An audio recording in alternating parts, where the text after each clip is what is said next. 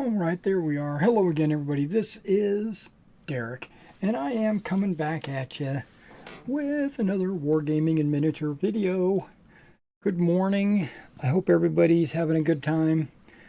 I'm looking forward to some football this evening. I know it's preseason and it's only a Hall of Fame game, but I'm still looking forward to it. Also, because that just tells me that it's the start of a new season, right? Okay, so today, the main thing I'm going to be doing today is working on some more of my Macedonians that I've got right here. There, we can turn that off. Okay, I'm going to put something on the screen. Now, you know, me and my eyes, I have to change glasses depending on what I'm focusing on. Okay.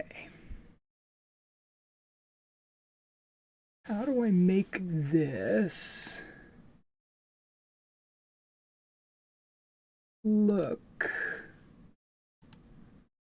better?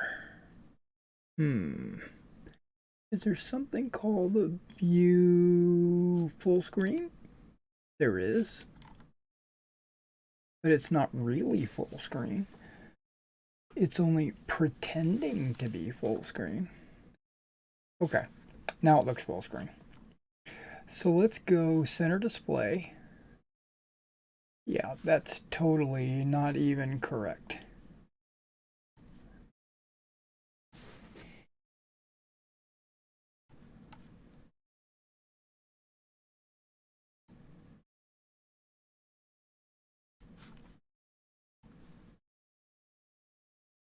Now we can do it just like that. That'll be fine.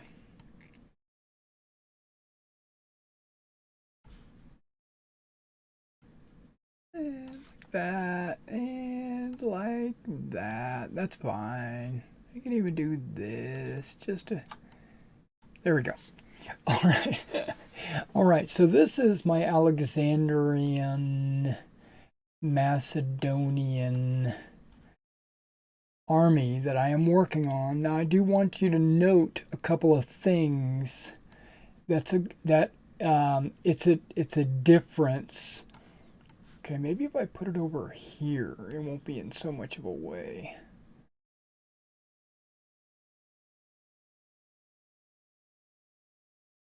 I don't know. Well, it doesn't matter. I can turn it off from time to time or whatever. Um, okay, so a couple of things I want you to note. I've changed my mind. After doing some Meg boot camps, and as you know, I'm working on the Meg boot camp, and I just finished recording. Maybe it was 2 days ago. I just finished recording the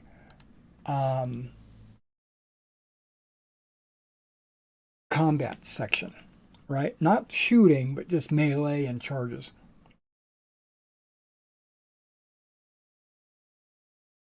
And I discovered that, as we already know, there are three scales that we can play in, right? We can play in either Pacto, Magna, or Maximus. The game is kind of designed to be played in Maximus, but if you have limited play space or limited miniatures, you would play either Magna or Pacto, right? So each of those is like a third of, so you got 1/3, 2/3, and then the full game, right?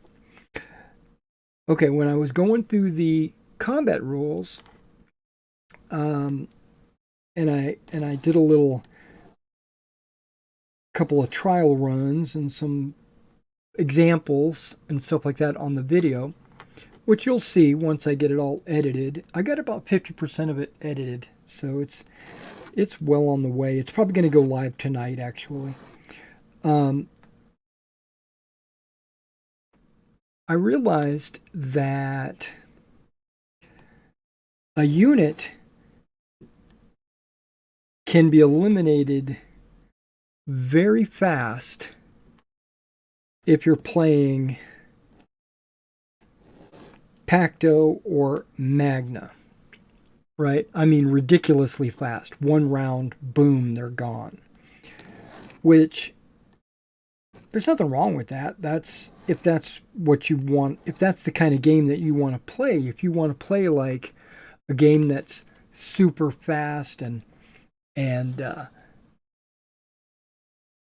you put your figs on the table and you go and boom, you're gone. But if you're wanting to play a 4-hour game, or if you want to be able to make a mistake and then recover from it, you can't do that in a Pacto or a Magna game. This is me just thinking. Because let's say I take one of my Romans and I charge in thinking, that it was a good move. And then I start to get owned, like I put them in combat and then I realize, oh my gosh, I got owned. And then maybe I should reinforce them with another cohort, or maybe I should pull them out or something, right? You don't get to make those choices in a Magna or a Pacto game, because your unit will be destroyed. It will not have survived to the next turn. But in a Maximus game,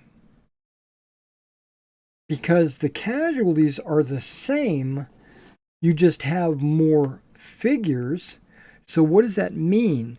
That means you're taking 1/3 less casualties. So your mistakes, and I always look at it from the negative, right? Your mistakes are 1/3 less meaningful, right? Also, your successes are 1/3 less meaningful, because now your opponent will get an opportunity to respond. You won't be able to just go in there and say, aha, I got this guy, and just destroy him. Which means that in the long run, strong strategy or planning will be beneficial, right? You won't just play a couple of turns. This is the problem that I had with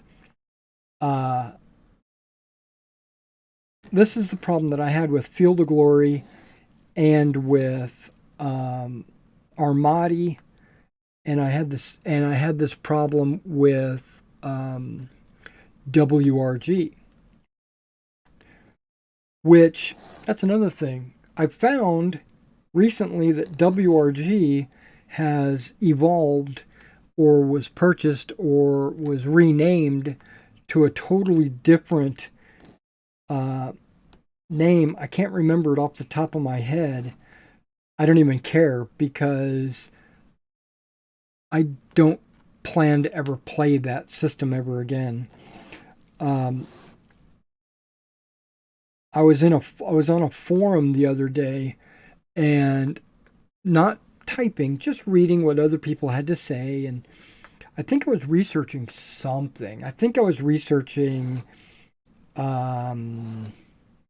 Alexander's generals or something, but somehow I got to a forum where a guy asked, I've noted, his comment was, I've noticed that Meg is picking up steam at the conventions, and there's a lot of people playing it. How good are the rules, or what does everybody else think of the rules and stuff like that, right? It was basically just a guy curious, right? Just a good curiosity. And a guy got on there and responded with a comment. He said, Meg is pretty good. It's got, ups and downs like all rule systems, which at first I was saying, okay, this guy's talking my language, right? Okay, so my thought process is going to go in different directions. I finished with the file. Okay, so no more filing for me. I filed these, and these already, and these. Okay. Just to let you know what I've got on the table, I've got Indian foot archers, right? That's why I'm showing you the Macedonian army list, is because I wanted to show you like what I'm working on that's on that army list. I got these Macedonian, not Macedonian, well, they are Macedonian, but they're the Indian foot, right?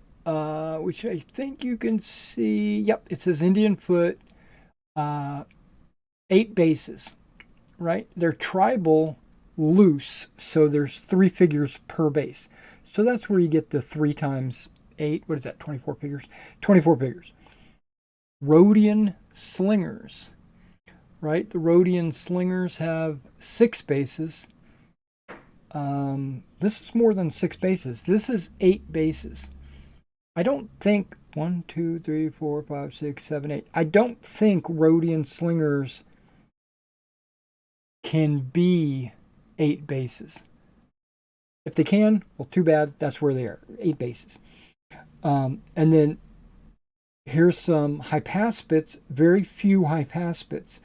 There are 6 hypaspits, and I'm putting 2 officers in that little collection to make 8 figures, which is going to go in with my other hypaspits.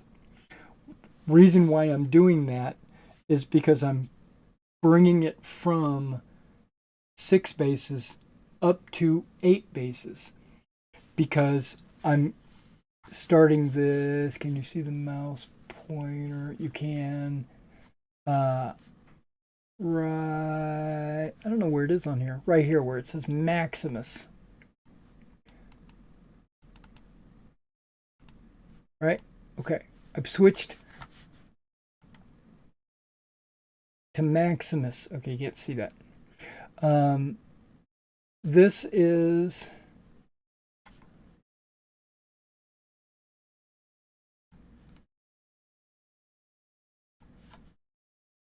This is the army builder, Mortimit Glorium.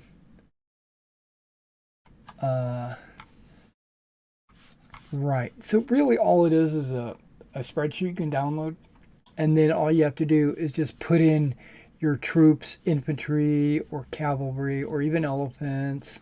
You got your sugs, and then you got your tugs and your camp, your generals, stuff like that. You plug it all in, and it'll tell you like how many tugs to break, what the total points are, your pre-battle system cards, and your scouting cards. And if you scroll all the way to the bottom, right, you've got out scouting amount. You got your 10 to 100% what you deploy, and then 1/3 right there.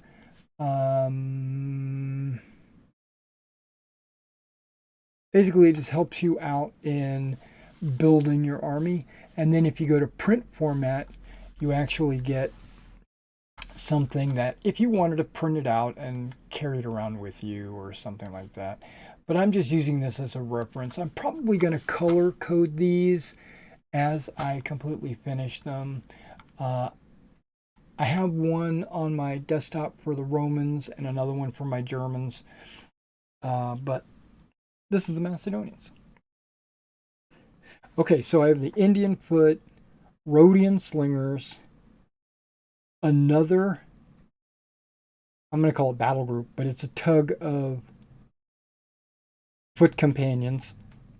And then the hypaspits I already have, it's going to up them to 8 bases, which none of them are painted. Those are all primed brown, but that's not even close. Okay, so but what we're going to be doing today, before we're going to do a couple of different things while I'm working. I'm kind of giving you a heads up now so that it doesn't become a shock like when I start doing it. We're going to drill these hands out with my pin vise using my new drill bits, mainly because we're going to be using these spears. I'm going to cut them down to 45 millimeters, which would represent about 18 feet of pole. Now, these all come in a variety of different sizes, thicknesses, diameters, whatever you want to call it. And some I think are too thin. I got this as a lot, right? You buy a bundle. So, and the thinnest ones are too thin, I think, right? You can even see how it's just, I don't know if you can see that, but it's just bending like super fast. That's too thin. But this one I feel is a good thickness right there.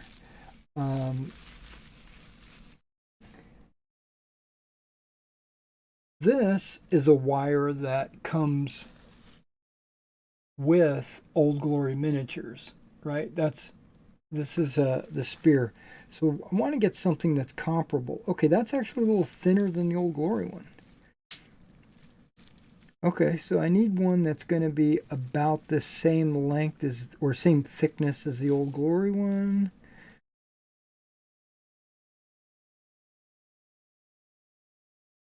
Only because I think it's a good thickness.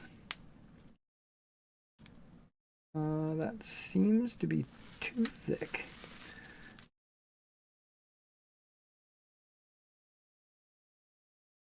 Now, none of these might be exactly what I'm looking for.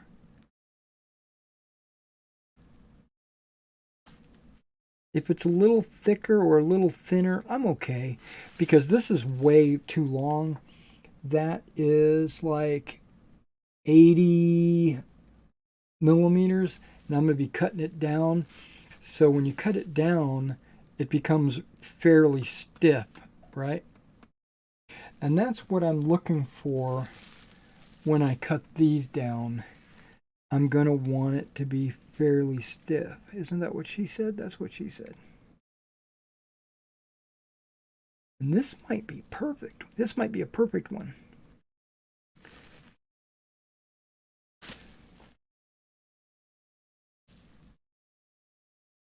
$45 right there. Yeah, I think that's going to be perfect. I'm going to use that one. Okay. Okay, I got this piece of wood out, right? And I was going to drill some holes to represent, basically I'm going to make myself a gauge, right? So let's go ahead and get rid of that. Okay. This is the drill bit that I was using. It's broken. I mean, you can see it's pretty pathetic. That's the drill bit I was using.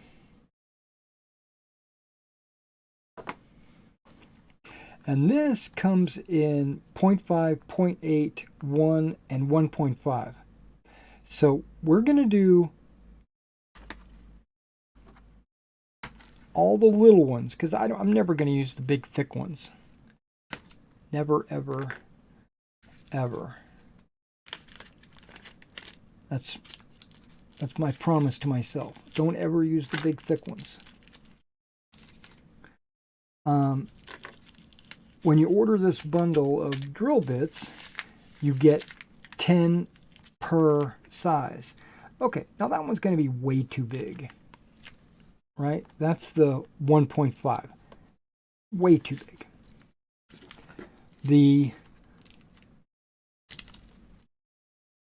It's hard to tell which is which, but I believe, no, that's good. So this is probably the 1.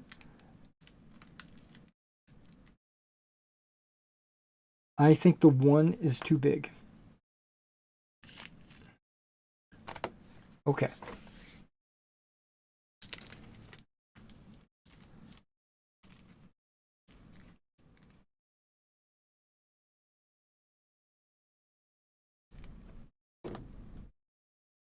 Now, it is thunderstorming outside. I don't know if you heard that just then. Some thunder went by. Um, if all of a sudden the stream just ends, it's probably because I lost power.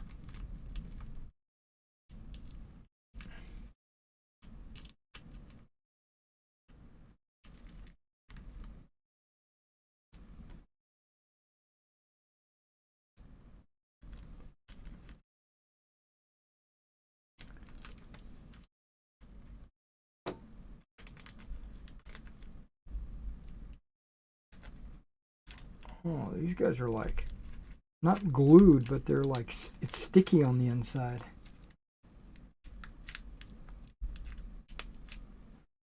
Okay, I got it out.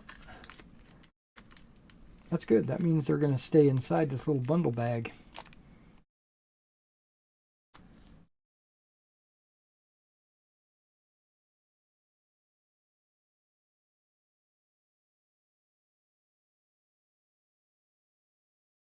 Um, just cost-wise, I really like this bundle.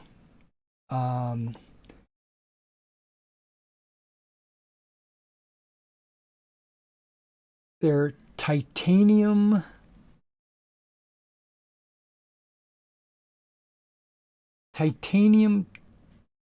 twist.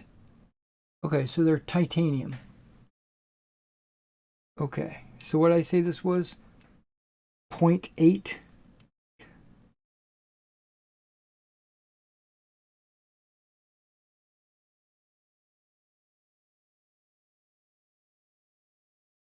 It might be too big.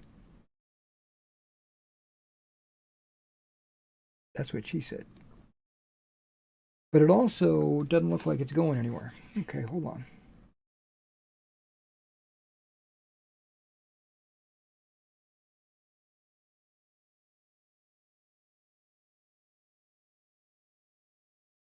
You know, applying a little bit of pressure this time to try to get it to go.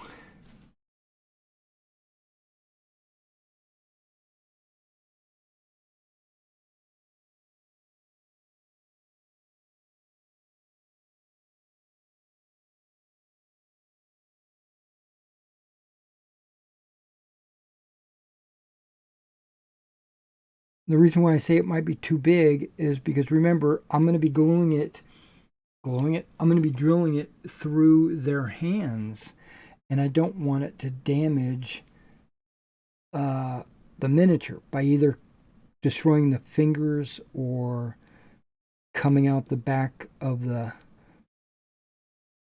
I don't want to start drilling here and then have it come out here, or start drilling here and having it be so big that it destroys the fingers and stuff. I don't want that to happen. But this looks actually pretty good.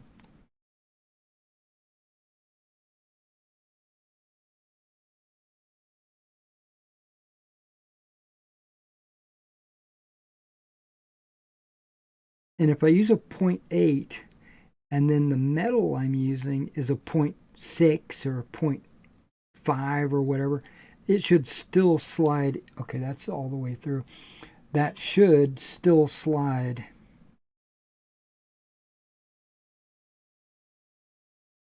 into or through the hole, right? Obviously.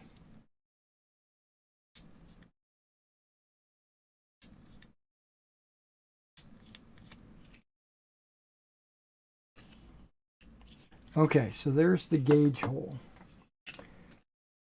Now, if I was to use the Old Glory, would it go in there? Oh, yeah.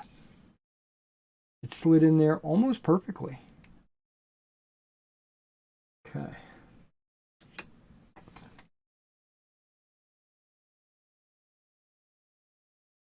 Now this one that I'm considering using is a lot thinner than that. Yeah, I think the 0.8 will work.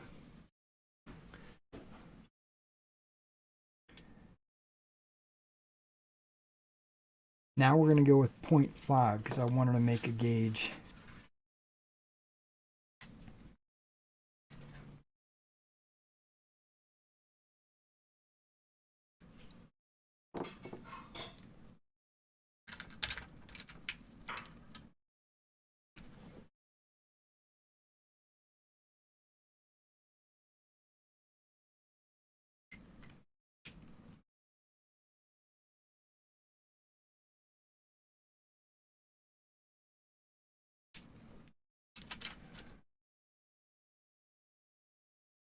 Point 0.8, 0.5. Okay, but I haven't drilled the 0.5 yet.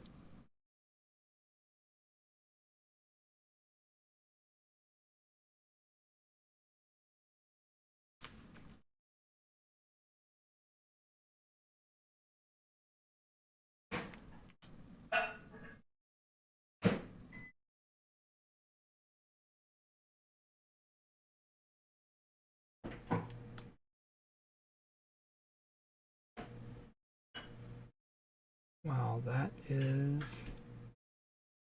super thin.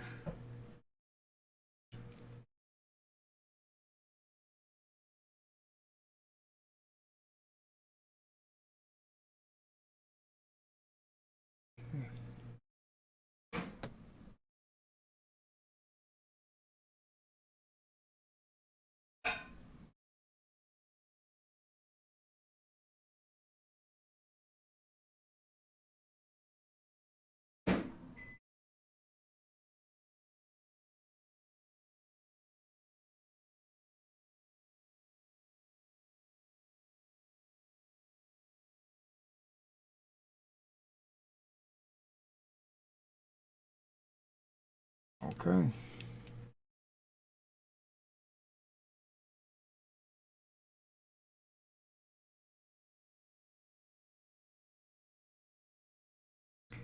These will work whenever I'm doing like pinning miniatures together as well.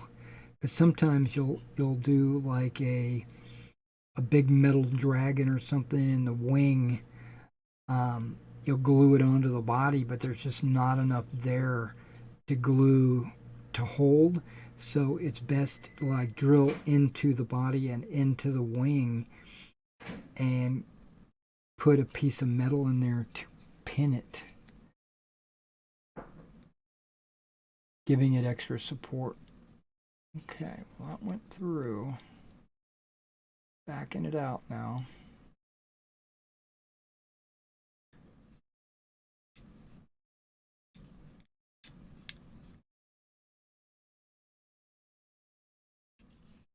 Okay.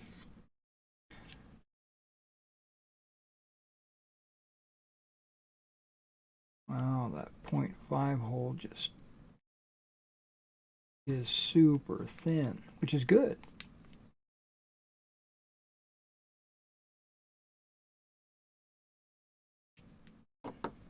I think the drill bit that I used over here that broke, which was part of the Army Painter set, I think the smallest drill bit they've got is a 0.7. Okay, so here's the Old Glory going in the 0.5. Nope. How about this wire that I pulled?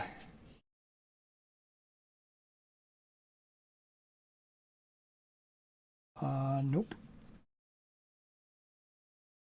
That's a good thing.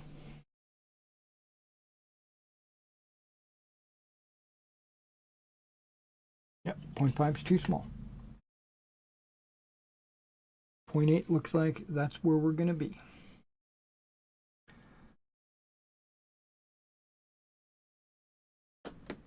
Good.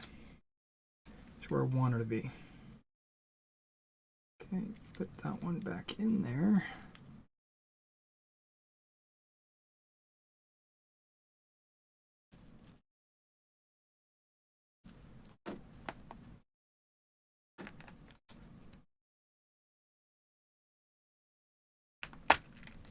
Now, I'm not a big pin vise drill bit guy. I don't do a whole lot of pin vicing.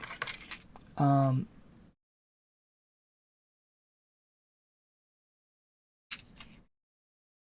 with this one breaking when it did, it kind of just pissed me off. Because it's the only one that's small in that set, right? And at least in this one, I got 10 of each of the small ones.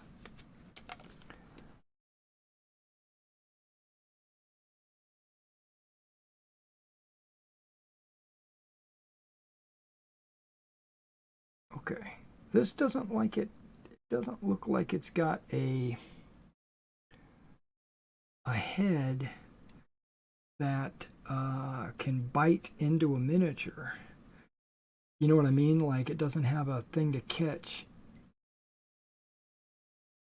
We're going to find out when I drill the first miniature.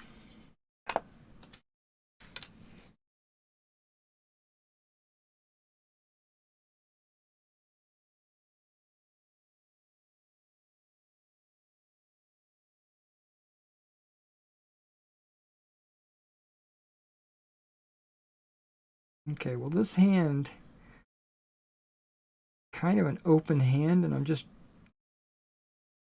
cleaning it out is really what's happening. Okay, so now the spear will like lay in his hand. It wasn't like I was drilling a hole. I was just cleaning out the palm. But this second hand,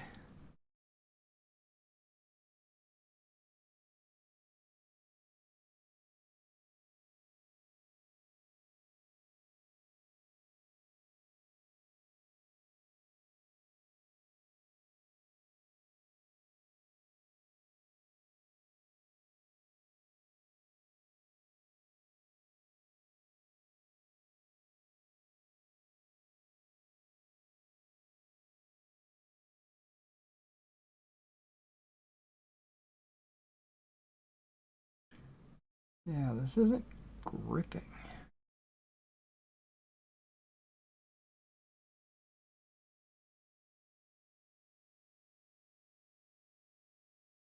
I wonder if the different drill bits have a different head.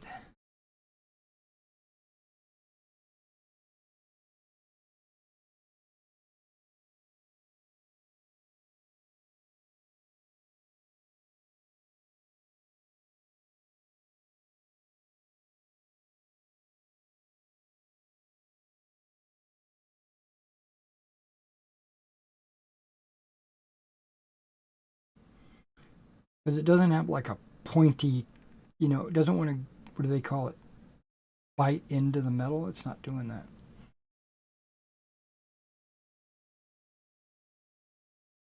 Wait, okay, now it is.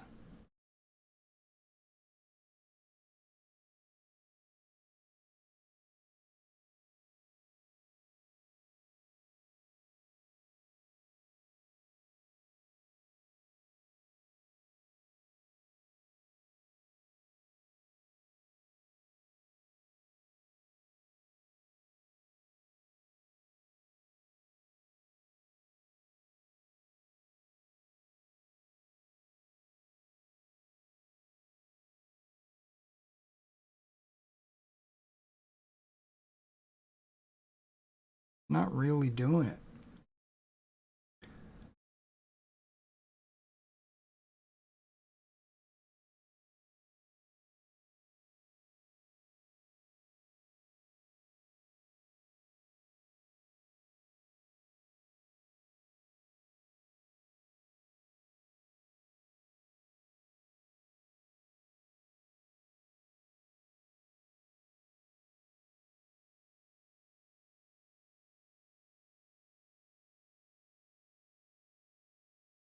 Okay, I'm applying pressure with my index finger here, and I'm twisting with my other thumb and other fingers.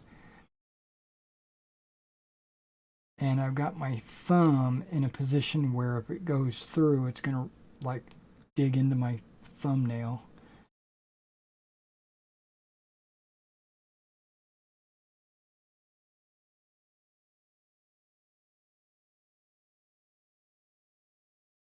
Yeah, this drill bit is not good.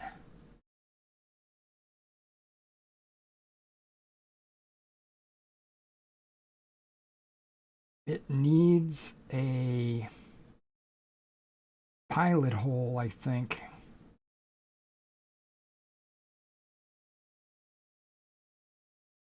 I don't necessarily want to go through all these miniatures and drill two holes, you know, a small hole and then come back with a larger hole.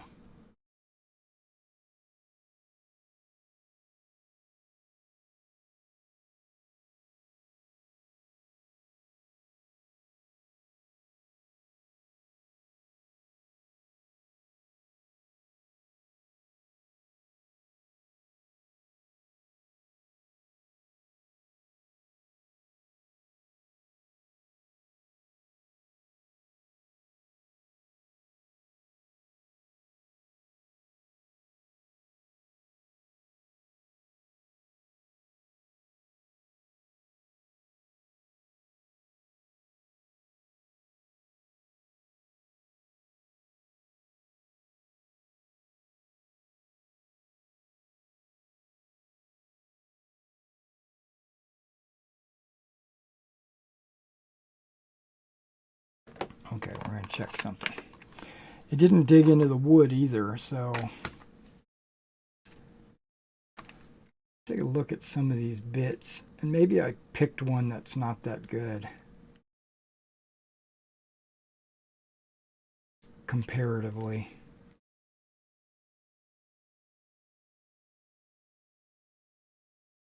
Yeah, these other bits look like they got a better head on their shoulder.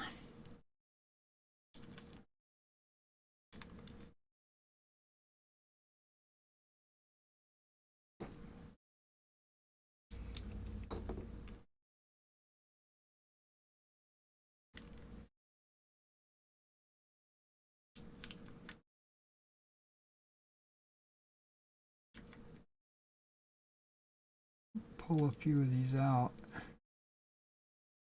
Kind of take a look at them.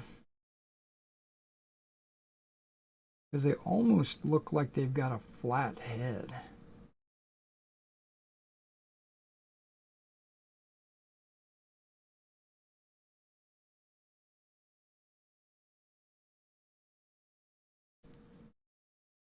That's a problem.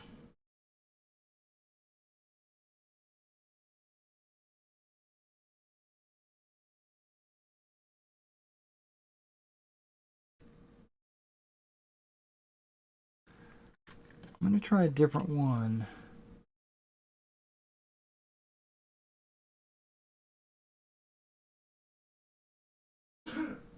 Bless you.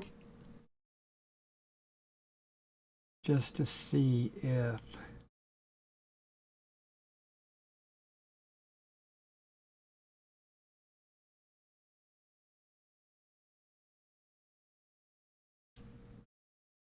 okay.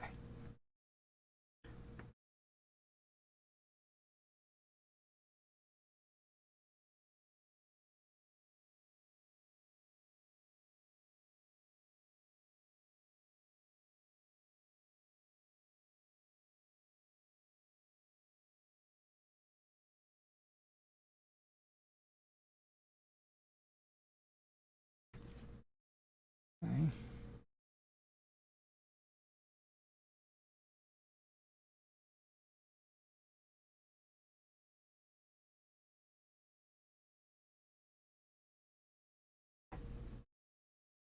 So far, so good.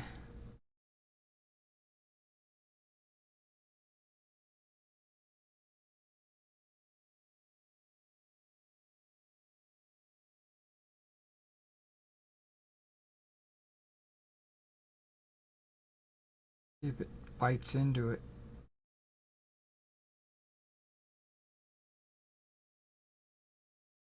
Oh yeah, this one's way better.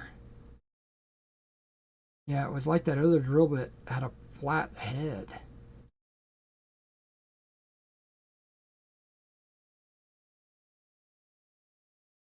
I should have realized when I had a hard time cutting into the wood.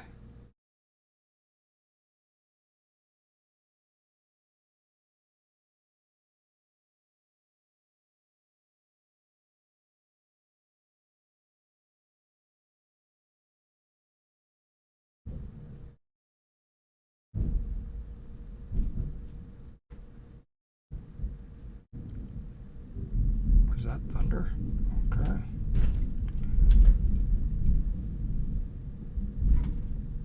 Whole building is shaking.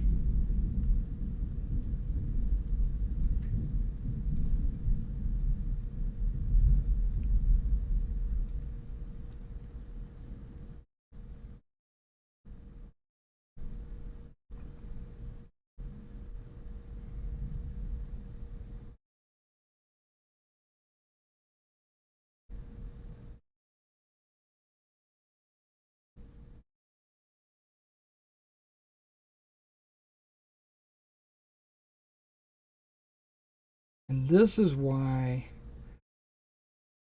Macedonian phalanxes take forever. It's because you got to drill out these hands.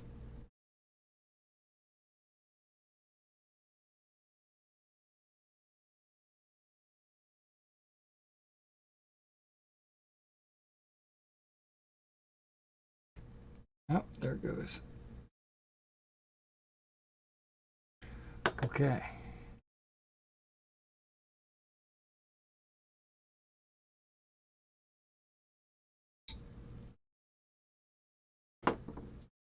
Then if I was to take this pike and lay it in there, there it is.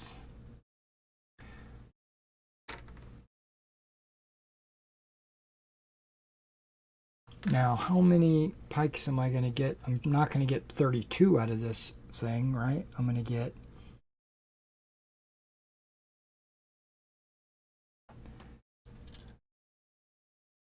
let me kind of visualize. 1, 2, 3, 4, 5, 6,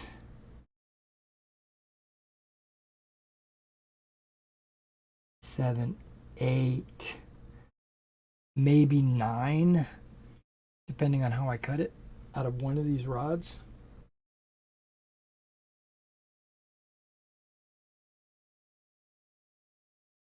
Okay, that's fine. Who did I just finish?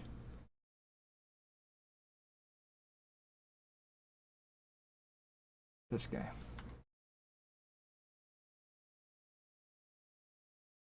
Rain's coming down pretty hard now.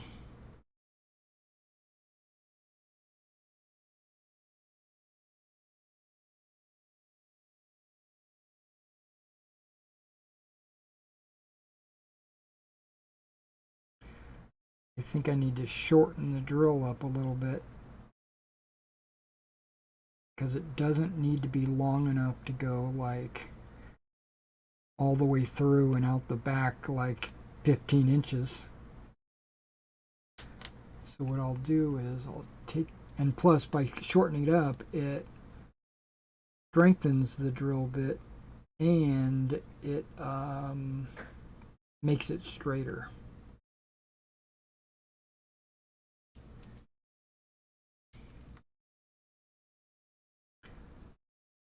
Less torque on the actual wire of the drill bit itself.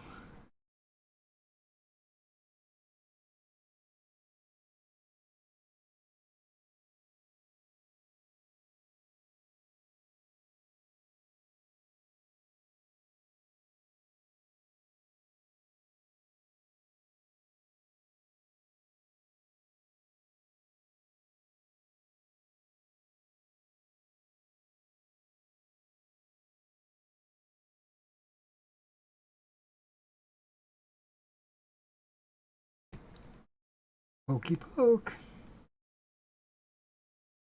Okay. 2. Wow. Okay, so this is going to take a hot minute.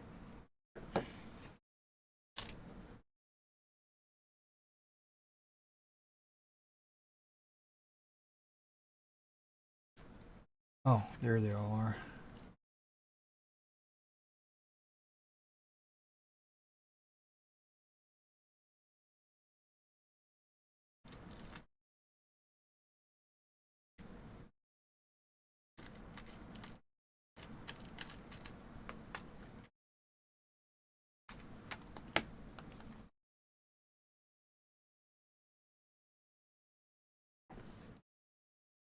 Now, some of these figures are Zeiston generals. Like I've got a total of 8 Zeiston generals slash companions.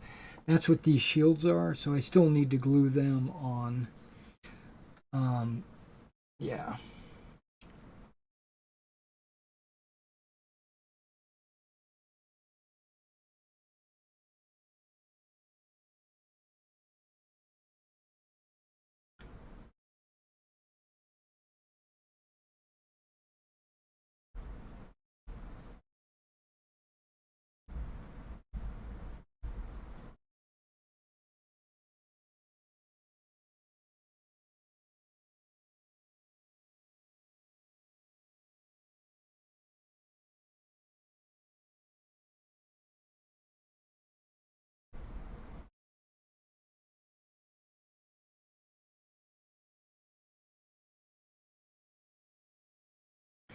I'm going to have to admit, I'm kind of disappointed with this drill bit.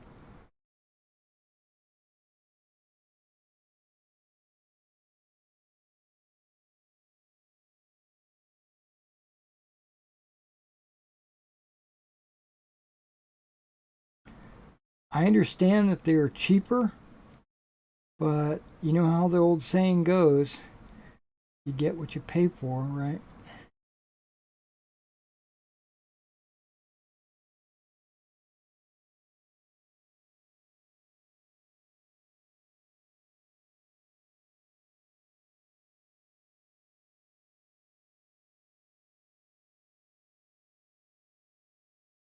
Actually, I didn't realize it was going through the hand because I wasn't seeing. Wow. Okay, not too bad.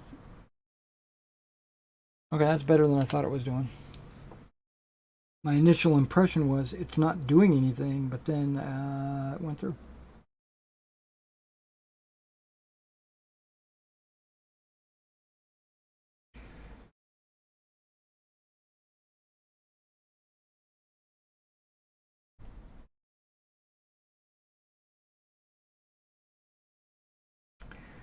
All right, while I've got you on the stream, we can talk about a few different things if you want. One of the things that I wanted to talk about was my Napoleonic rules that I am currently writing, right? Marshals and generals. Um, I had an epiphany when filming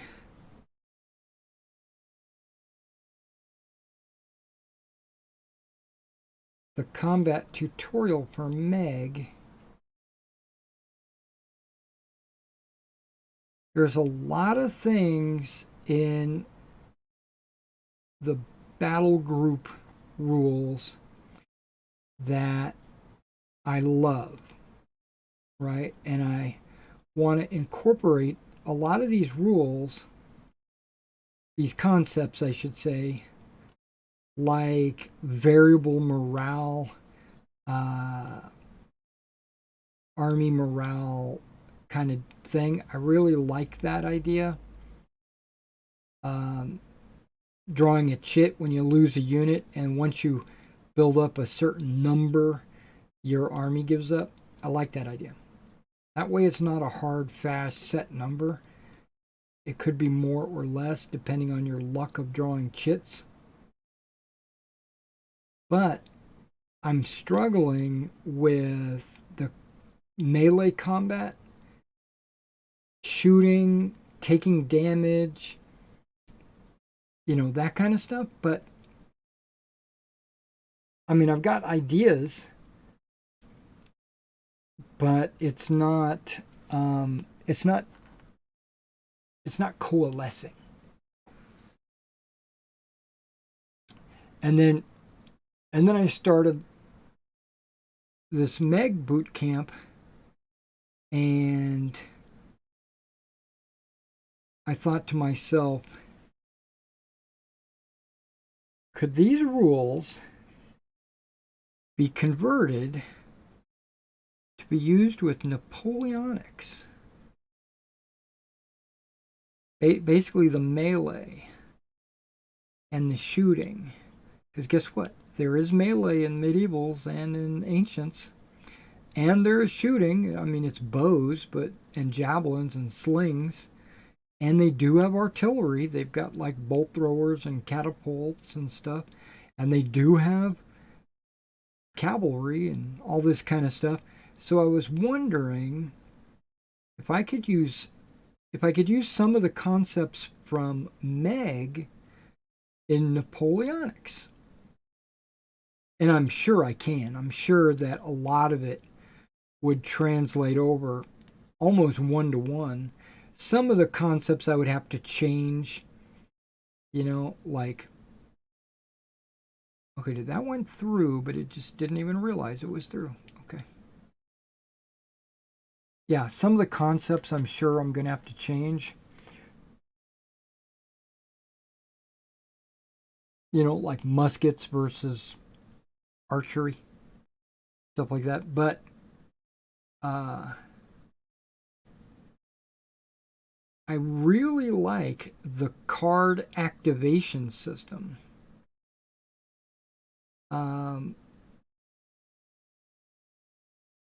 Not just the fact that they're cards, okay, because that I don't care about that. In Meg, you have generals. Guess what? In Napoleonics, you have generals also. And those generals have commands, just like in Napoleonics. And the generals have skill, talented, competent, that kind of stuff. I would say you would see that in Napoleonics as well. And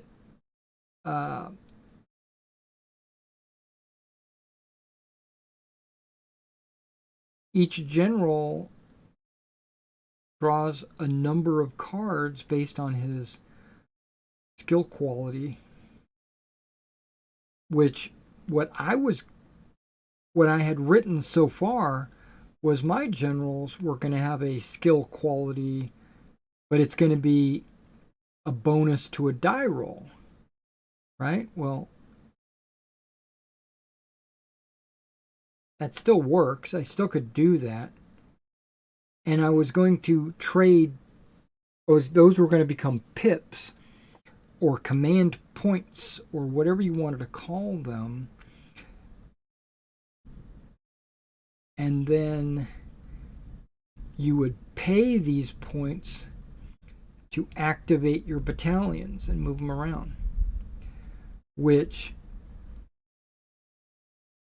in Meg, it's basically the same thing, but it's colored cards. And to be able to do certain maneuvers require a certain color of card. And then your general can upgrade cards or whatever if he's skilled or things like that. So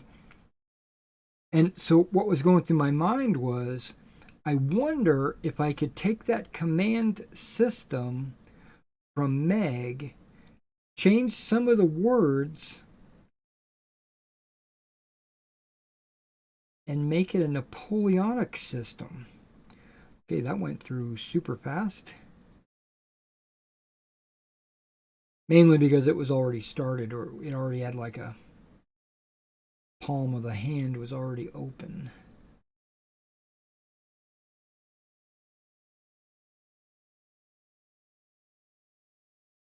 See if this hand, let's see if I can dig into that.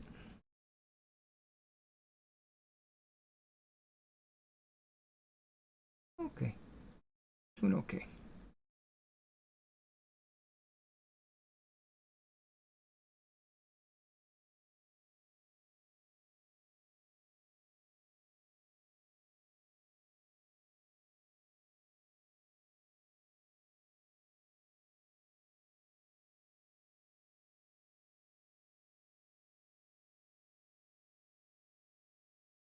Um, I really like the Meg command rules.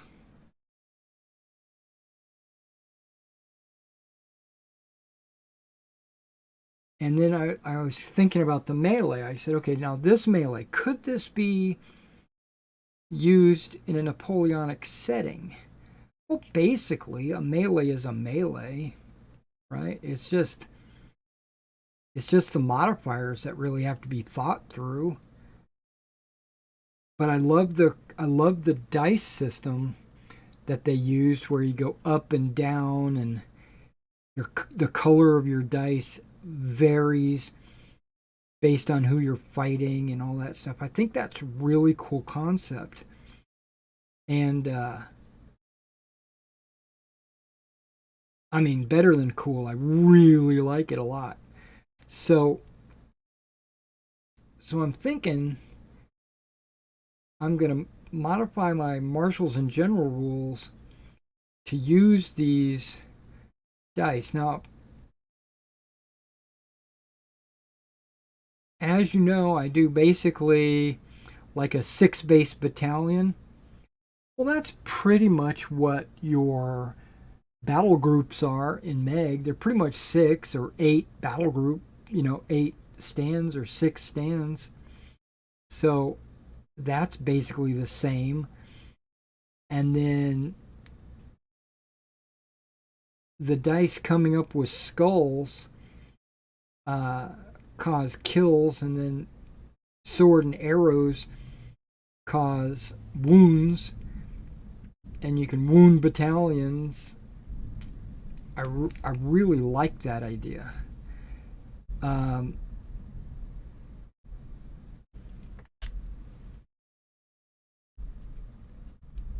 Now, if I have a 6-figure battalion and I charge in to a 6 stand, that is, and I charge in to another battalion, and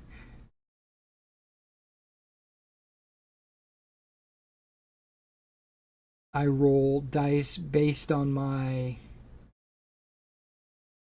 front rank, which is probably going to be like 3 bases.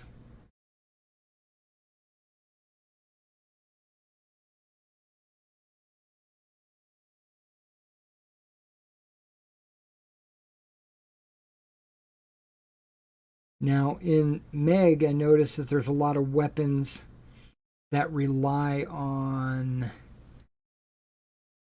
multiple ranks of troops, like long spears and pikes or something like that. They rely on, if you got somebody behind you, you get a bonus. That really wouldn't be so much in Napoleonics, because nobody's going to be carrying a long spear. Now you might have cavalry that are considered lancers, you know. They would have maybe devastating lancer. That's an ability that's in Meg already. Or cuirassier, which have armor, they might be getting a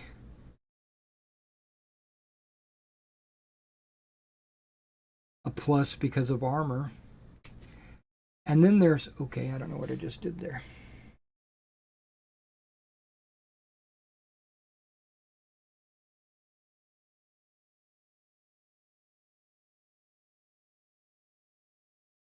Okay.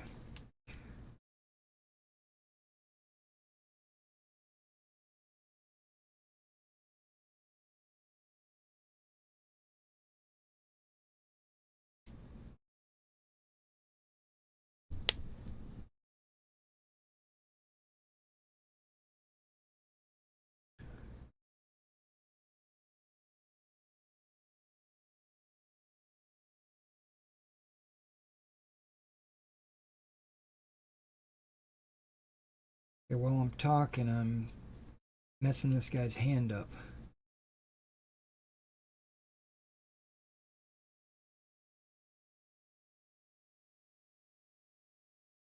Ah, there we go.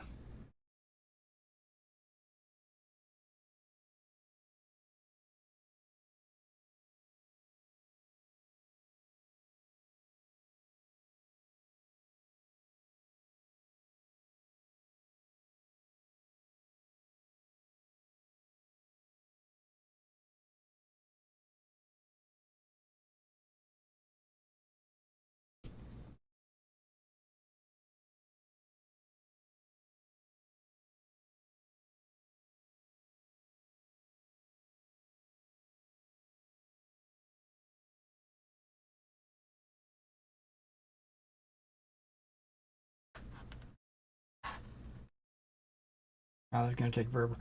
Um, so, so I think I can tweak Meg to make it a Napoleonic combat system.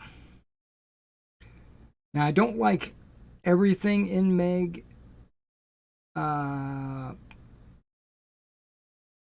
when it comes to morale, and like in Meg, there's camps and the way the generals impact the units and stuff. Now, I understand that this is ancient warfare, medieval warfare. It's not Napoleonic warfare, so it's not going to be the same. So I can't use it, one for one. There has to be some changes. And then thinking that, I went to the Meg website and I noticed that there's a couple of games based on the dice that's not Meg. I was taking a look at it. One of them was the Renaissance. Ronaldo or something like that is what they're calling it. It's like after the Napoleonic period, like 1860 or something like that. I've been thinking about getting those rules, not to play them because I have no desire to play that period in history, but just to see how they resolve the gunpowder issue or those rules. And it talks about America and stuff like that. And I'm thinking if they're doing America, like if it's American War of Independence, wouldn't that also be like Napoleonics? Because that's the same time period.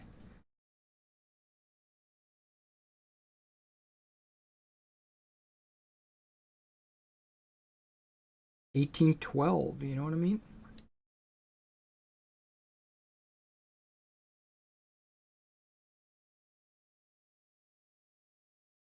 And they also have a World War II set of rules using that system.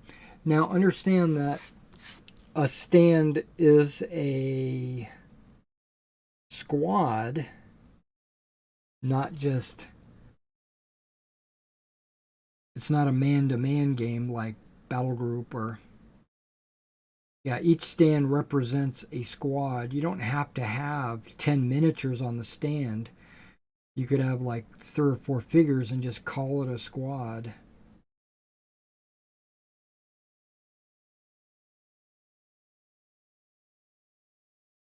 And every tank does represent a tank, though. So it's a lot like Squad Leader, if you remember that game. So a tank is a tank, but a squad is a squad.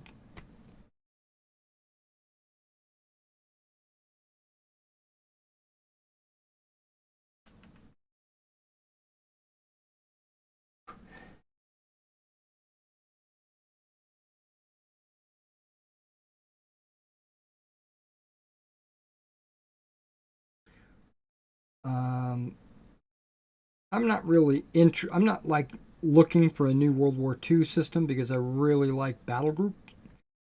I think Battle Group's a good set of rules. It works for everything that I want it to do. Um, and if I wanted to go with something bigger, I would go with something even bigger like Spearhead or Command Decision, where each stand represents a platoon at that point.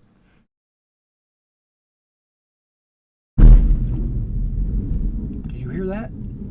Sounded like an explosion, but no, that's lightning. Thunder. The house is shaking.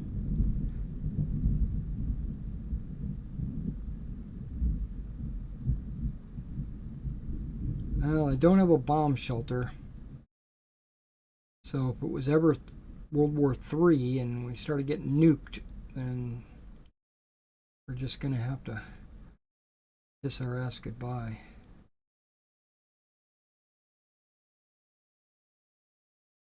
With all the extra food supplies and everything we got, we could probably survive for about a month.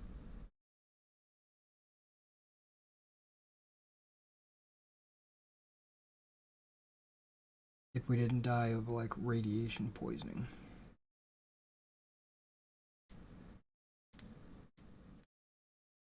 Or looting.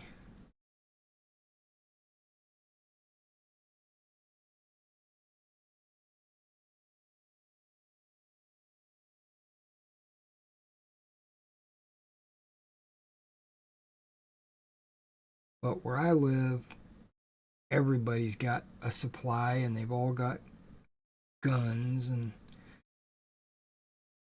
ammo, and we'll be all right.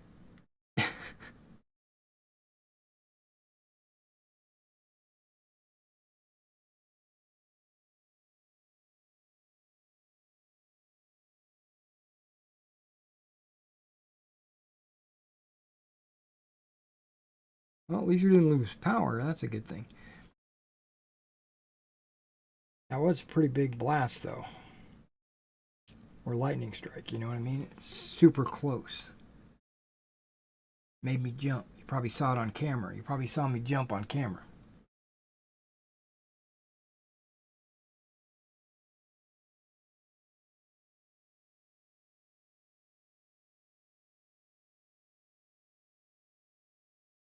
If you guys watch my channel and like you were looking for our role-playing game last night, we didn't actually have one. Um,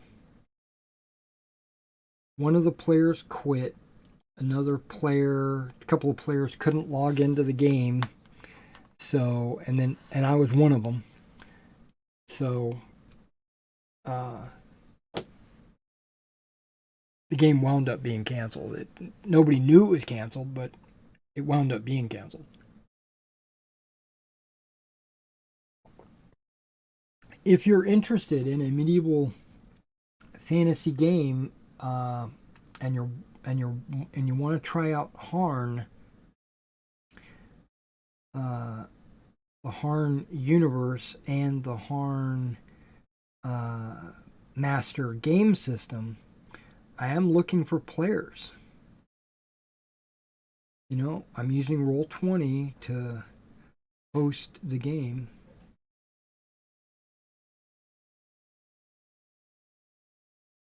We play on Wednesday nights. We got some loud thunder. Yeah. Thought it was a bomb there for a second.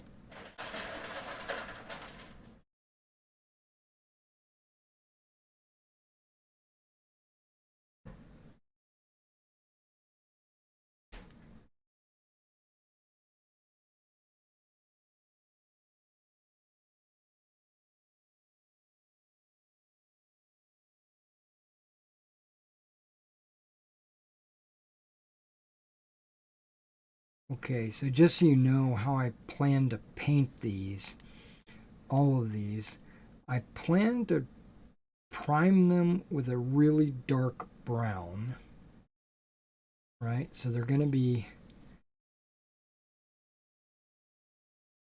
dark brown, doi. And then the companions, foot companions, and the high pass bits, maybe the cab too, but initially just the companions and the high pass bits. I'm going to dry brush their armor and their shields white. Right? It's just going to be a dry brush. And then I will paint the shields solid white so that I can put the decals on there.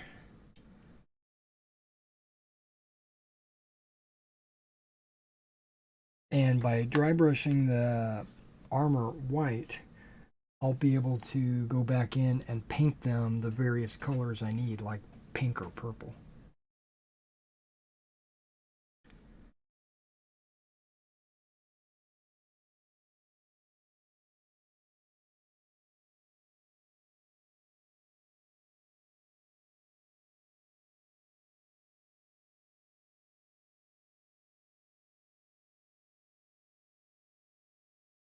Or blue, because I think my high pass bits need to have blue helmets.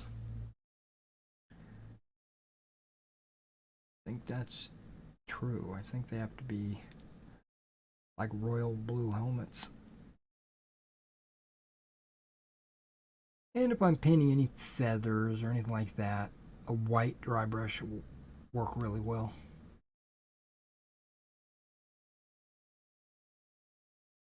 But I'm going to try to leave their flesh, face, arms, and legs the brown, because flesh goes on top of brown really well. One of the best colors that flesh goes on top of. Black is too dark and white just makes it too bright.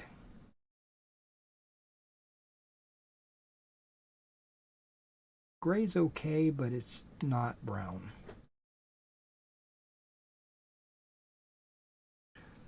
Okay.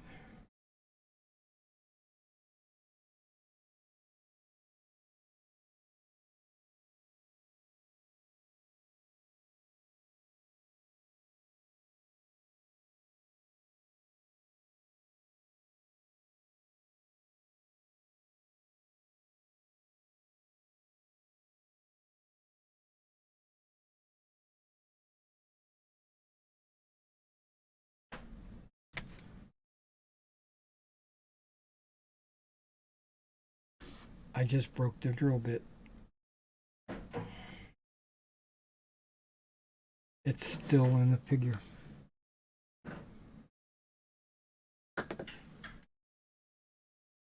The whole reason why I got these. I thought they were going to be strong.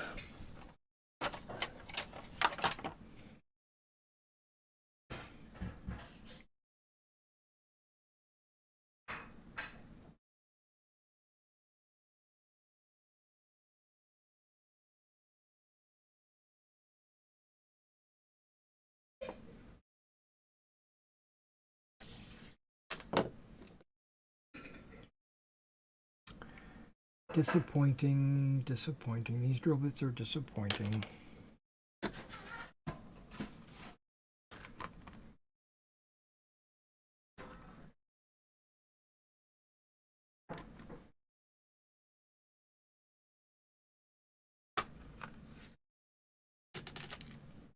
There was another set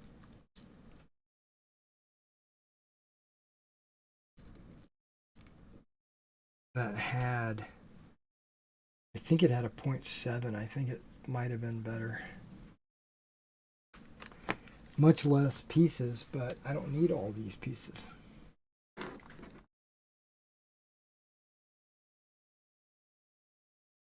Really only need one.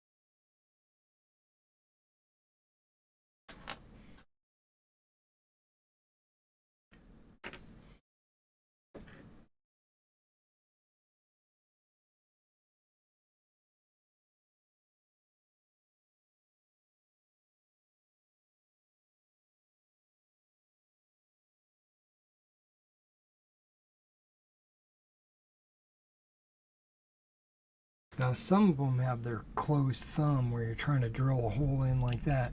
Others are sitting like this, and it's a little hard because when you drill, the drill bit starts to drift, which is okay, but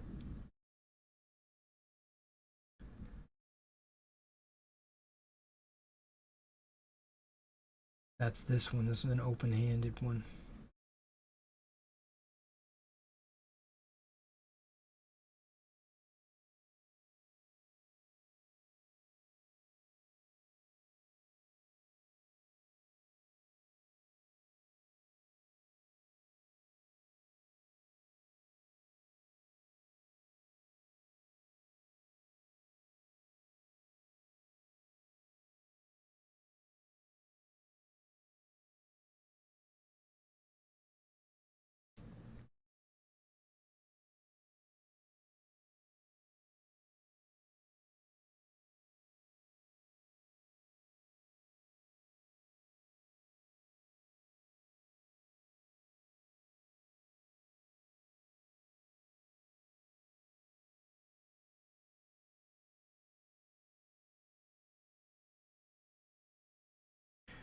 Yep. So I would not recommend these drill bits.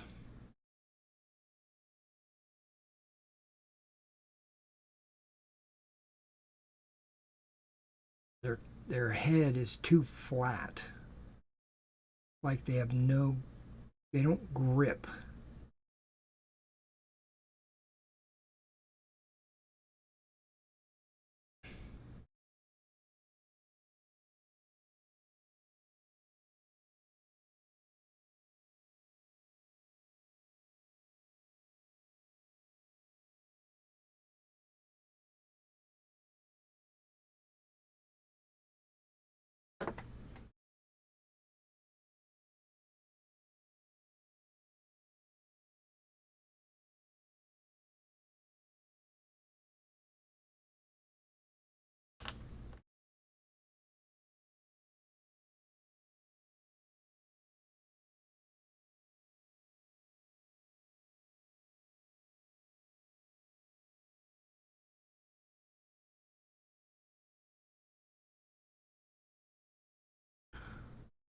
Also, I just put an order in today for some Plastic Soldier Company ancient miniatures, but also all the books for Battle Group. So if you're looking for a Battle Group rule book, and I don't currently have it on the store, which I think I've only got like one or two books in my inventory right now. That's why I went ahead and ordered every book. Um, and I'll probably get those in about a week. Plastic Soldier Company is really good on their shipping.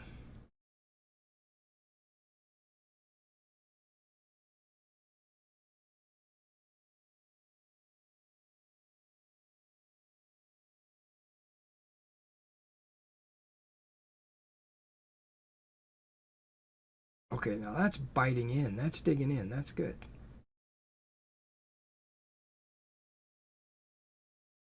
This one might actually cut through this hand pretty quickly.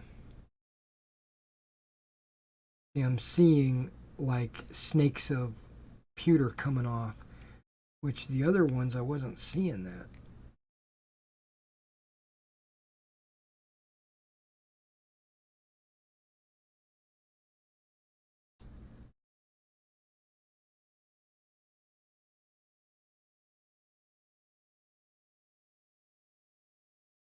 Old Glory website is still down. The new estimate is August 11th.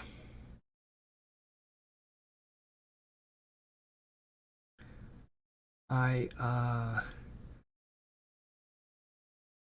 put a comment on their Facebook that I used to own a GoDaddy website, just like these guys. That's who hosts the Old Glory website is GoDaddy, and I used to use GoDaddy when I had my Airsoft website, but I had to manage and maintain my own website, not GoDaddy.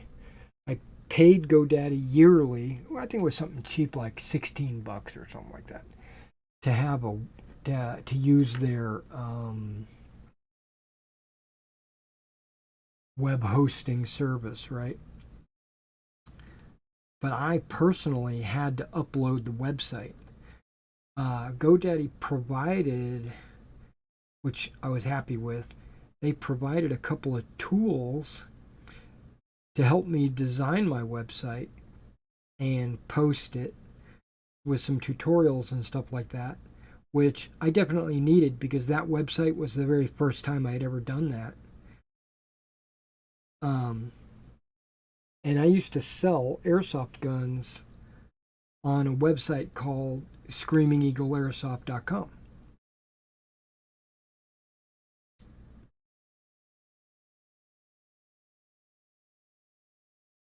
So when Old Glory says that GoDaddy is messing them up, not providing them their website and all that stuff, something doesn't strike me as correct. The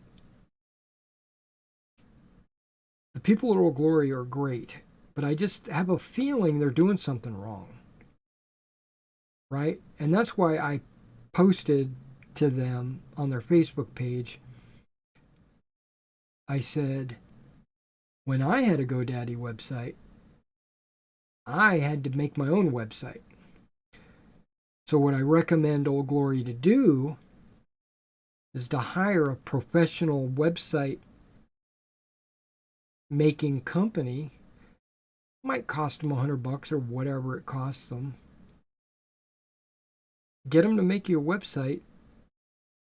And if you want them to manage it, you can do that too. Be your IT or whatever for this website. They can do that. But don't rely on GoDaddy because GoDaddy is a web service, web hosting service. They're not a web builder or website builder. And if they do offer that service, I don't remember if they did. I haven't been to GoDaddy in years. If they do offer that service, plus it might also be something new that they offer, they obviously don't do a very good job. Because At that point, it's going to be a month and a half by the time they get their website up and running. I don't know how much business Old Glory does every month.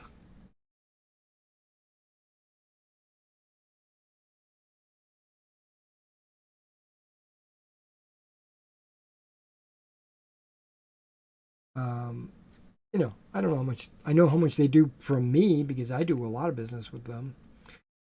Um,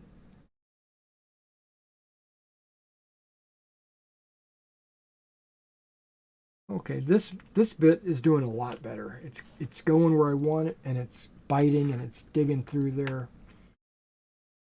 Very good. I better be quiet or it's going to stop working.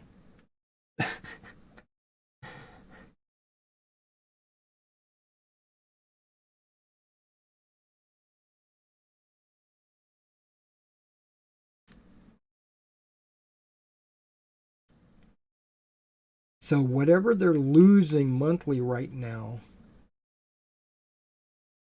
is it worth, going cheap with GoDaddy? Or I don't know, GoDaddy, I don't remember them being very cheap. I remember them being pretty pricey. That's why I stopped. That's why I don't own that website anymore. Basically, gave up on. Well, for one thing, I gave up on that business.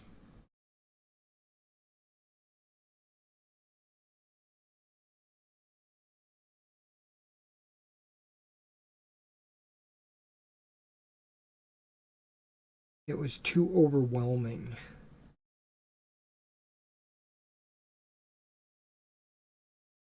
What I mean by that is it was too time intensive. Like I was on the website because I had to set up the website and all that good stuff myself. I was on the website 24/7 updating the product, you know, making sure the tax uh, calculations were correct for every state and making sure the shipping was correct, making sure the pictures that were on each of the product was the right picture, and then I had to make sure the text was correct, for every item. I wasn't saying something that was inappropriate or illegal or whatever. And anytime I got a shipment in, if it was new product, I had to create whole new pages just for that new item. And it wasn't easy because it was coding. It wasn't like I could just plug and play. So, learn to code. I was learning to code. I didn't want to learn to code. I wanted to learn to play airsoft. I wanted to sell airsoft guns.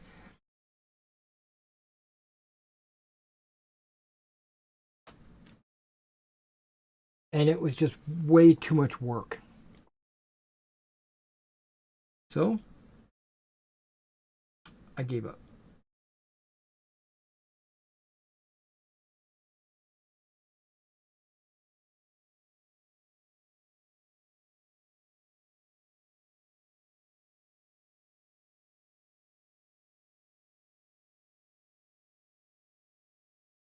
Plus, whenever I went to play airsoft, I had to drive. Um, okay, the minimum drive was an hour and a half. Um, yeah, the minimum. Yeah, the average drive I'm going to say was about 2 hours because some of them were longer, some of them were shorter. But if I wanted to go to any field or range or complex or whatever, I would have had to have driven for 2 hours. uh, both ways is 4 hours, which I don't mind. I don't mind a drive of 4 hours if it's a good event or whatever. But I don't want to. I wouldn't do it every day. I wouldn't do it every weekend. I would do it about once a month. And then me and my friends here in town would get together on the weekends. We'd go over to we had like a little unit, a little airsoft team called Force Z. And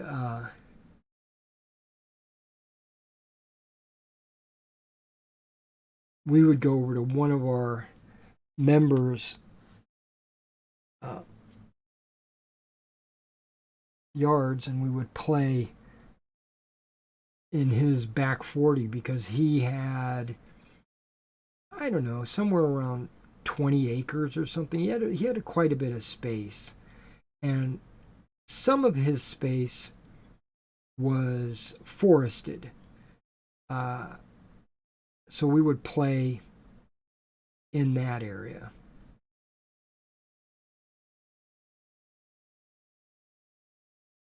And then we met another group that played at their house, which they had another area that was kind of riverbed, swampy area.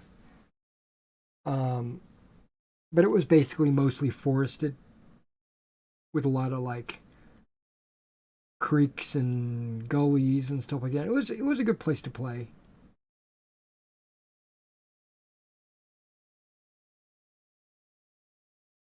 It was actually a farm because one side was a creek with forest, and then the other side was like plowed fields uh, with like hedgerows between the fields. It reminded me of France, 1944, that kind of deal. Bocage. Yeah, it was.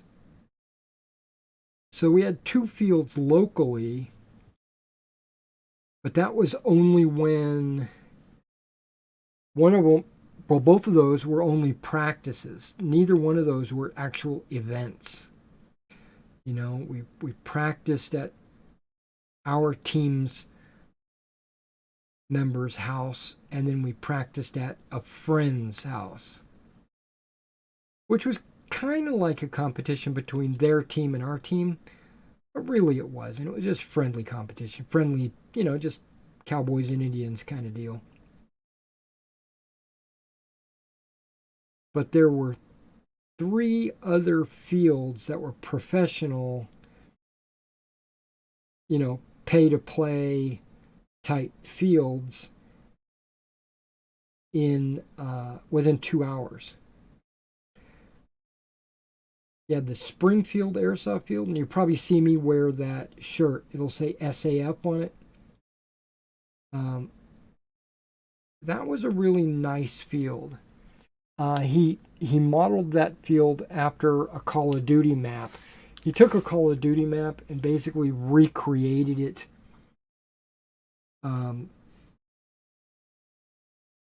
And that was really fun to play on, but it was the same thing every time.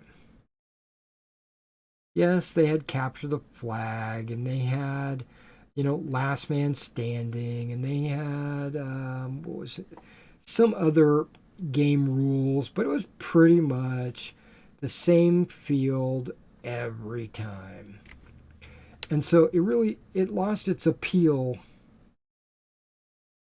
after about the 10th time playing there.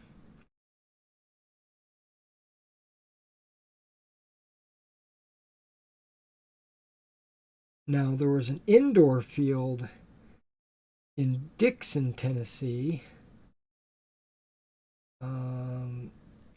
I can't remember what that place was called, but it basically had 4 rooms connected.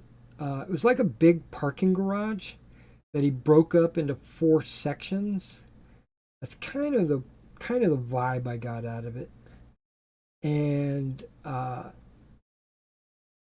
they had like a marshaling area where everybody had to get and go to, and then the the judge or the referee had to inspect your gear before you could go in, and it was very um,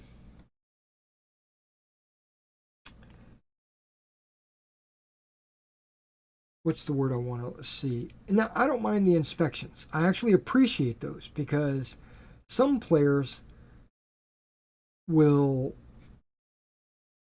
have their guns jacked up so much that the FPS on those would actually hurt you. You know, there are people that are like that out there in the world. And so, and I understand why you would do that. For one reason, your BB will fly a lot straighter, flatter, but uh, but it'll also hurt somebody because you're shooting it at people that aren't wearing armor or anything. They're just wearing a mask and maybe a t-shirt, and then you're hitting them with a BB going at like Mach 12. So I appreciate that inspection, but what it did was it slowed the matches down because they would have a timed match. It'd be about, I don't know, 10, 15 minutes. And then there would be a 30-minute break. And then there would be inspections that took another 30 minutes. So you're looking at like an hour between matches, and then the matches only last 15 minutes.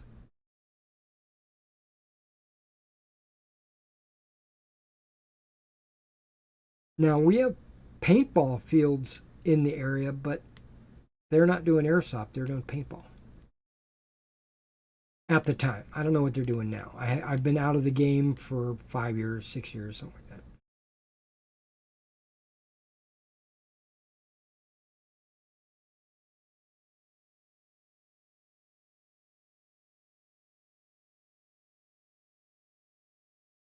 And then there was one field, my favorite field, which takes about 2.5 hours to get to. It was called, what was it called? It had a name.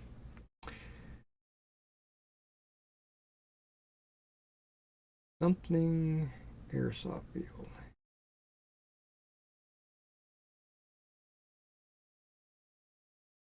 I don't know. It was like a dark name, like Death Airsoft Field or Killing Grounds or something. I don't remember exactly what it was, um, but it was the best airsoft field. And the reason why, uh, you would get usually on the average about 200 people per side in a big match, and about 30 acres, maybe 20 acres, and maybe 25 acres, somewhere in there. And in that acreage, there are a number of different biomes. You had clearings, you had wooded areas, you had a built up area, which is kind of like a city town area. You had this fort. Um, when I stopped playing, he was in the process of making an airfield, um, a helipad, really, a helipad with control tower, and there are a few other things, but it had a variety. And it was free. That's a big deal, and it had a lot of people playing. I mean, if you were into airsoft, that's where you went. I couldn't remember what it was called,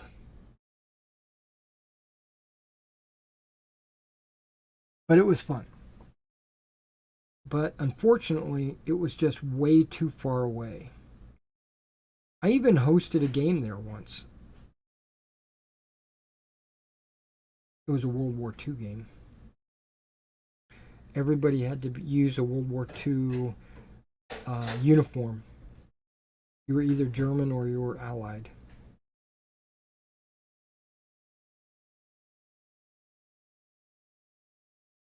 One of the guys brought an actual MG42 airsoft gun. Never seen one. I was like, oh, dang. That's awesome. You know, I've seen all the other ones. I've seen the M1s and the Thompsons and the MP40s and the Russian PPSH. But never an MG42. I thought that was cool.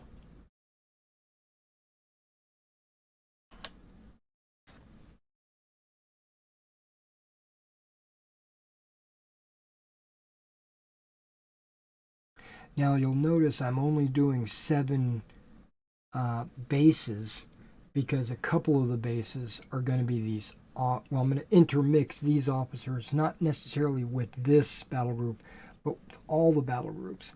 And so if I put one of these generals in one of those battle groups, that figure that it's replacing will go into this battle group. If that makes sense.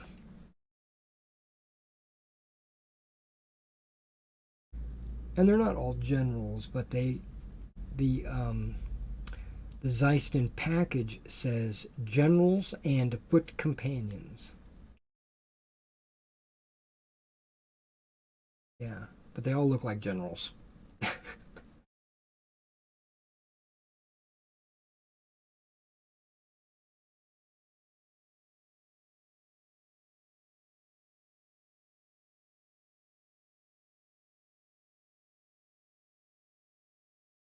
Now, I didn't realize this until I went to order these.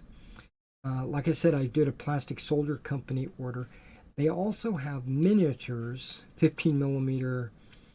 They have these things called Ultracast, which I've looked at their Ultracast World War II SS, which are in 20 millimeter.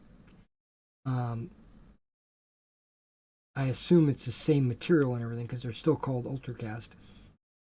But it's kind of like Warlord resin or the Flames of War plastic, soft plastic. It's a lot like that, right? But I'm willing to give it a chance. So I looked at them, and I wasn't sure what was in the bags or in the boxes, you know, that you order. So I went to their website to check, and the mold is from Zeiston. Zeiston do some really good models. Like these generals are all Zeiston.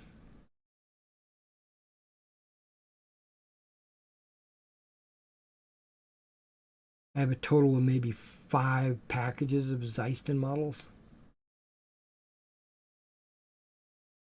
So I figured, okay, if there's Zeiston molds and then just poured Ultracast into the molds, or they got Zeiston to make their Ultracast molds for them, I'm sure they're going to be good models. I hope.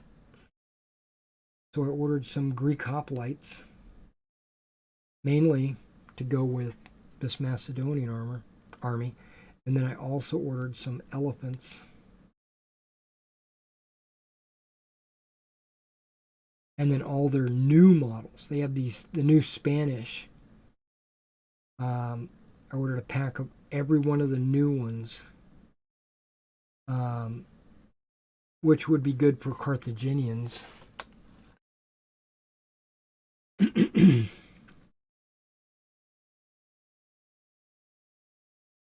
But I think I'm going to sell those.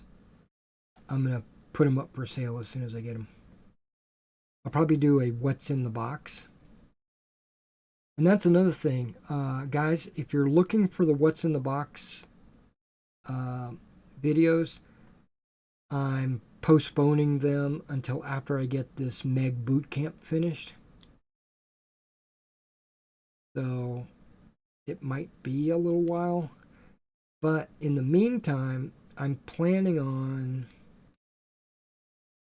doing a revamp of my YouTube channel's playlists. And I'm going to reorganize the What's in the Boxes into manufacturer playlists. The section will still be called What's in the Box. Actually, it'll be a new section called What's in the Box. Because right now it's a What's in the Box playlist, and it's in my Wargaming and Miniature section. But basically, I'm going to change my YouTube channel to almost exclusively miniature gaming. And any of the computer gaming stuff is going to be archived or put into other playlists. And I'm going to kind of really organize my miniature gaming playlists. I might even delete a few playlists because I've noticed I've got a ton of playlists, and I want to try to organize it better. That's all I'm saying. I just want to organize it better.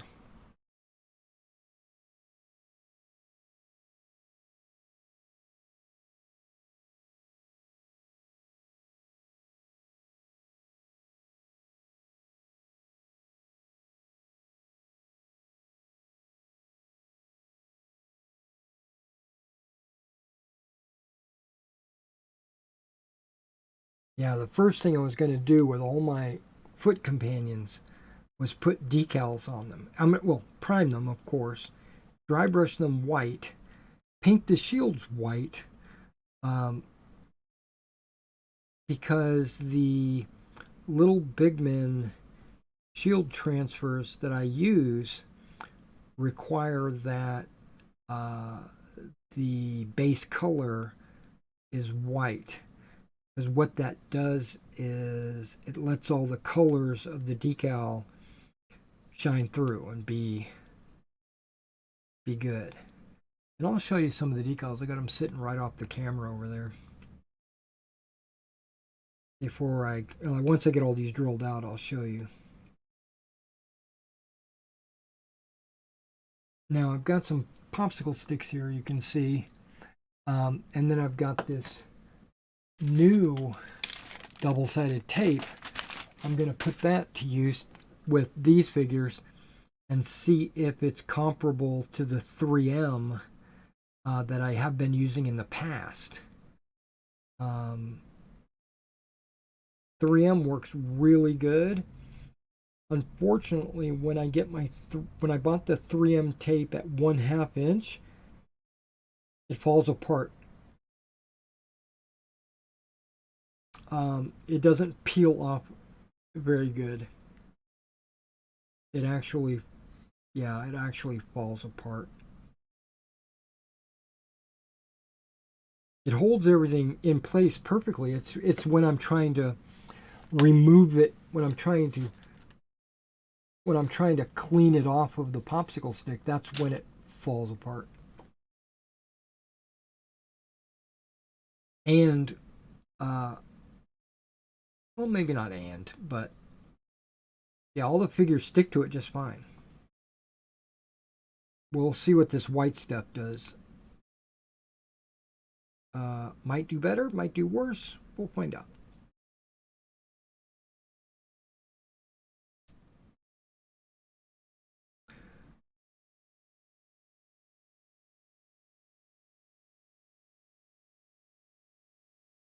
Okay, that was an open hand. That's why I got it.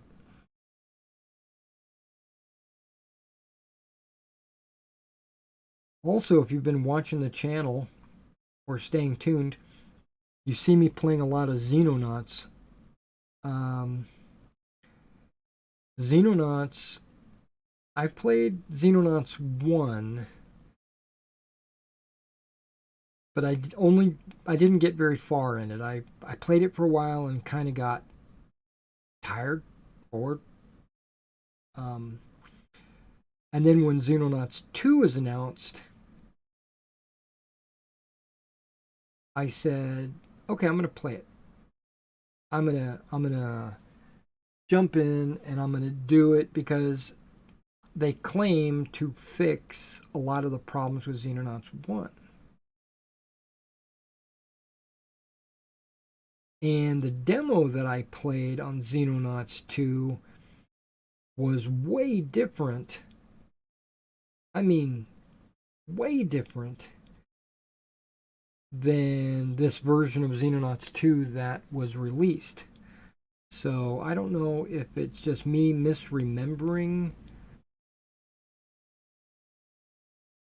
or if they scrapped that project or I don't know, but this version of Xenonauts 2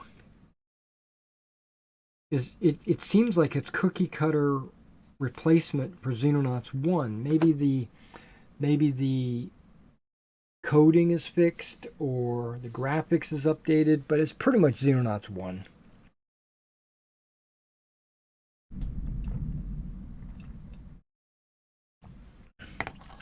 Maybe with a few extra button presses.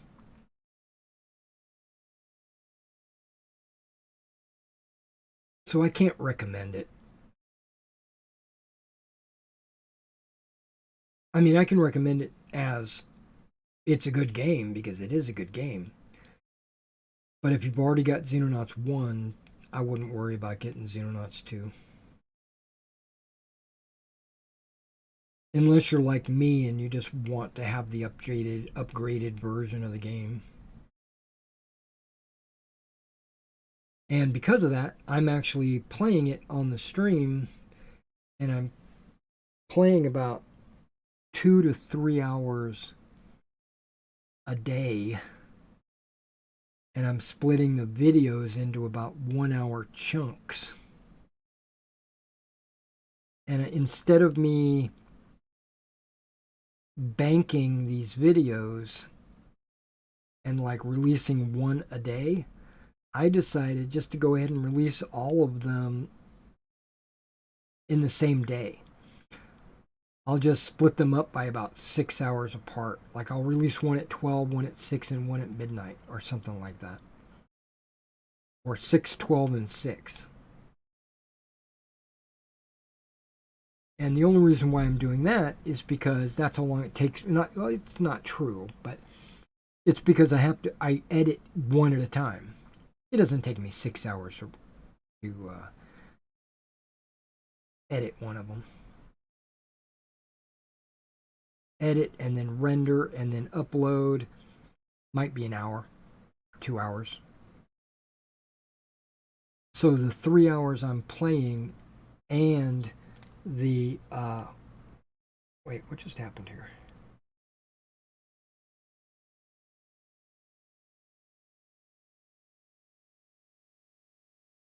Oh, that's interesting. I think the super glue will hide that mistake.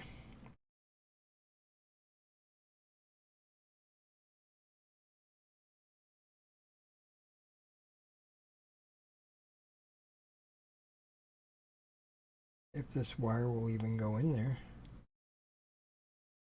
Yeah, super glue is going to hide that.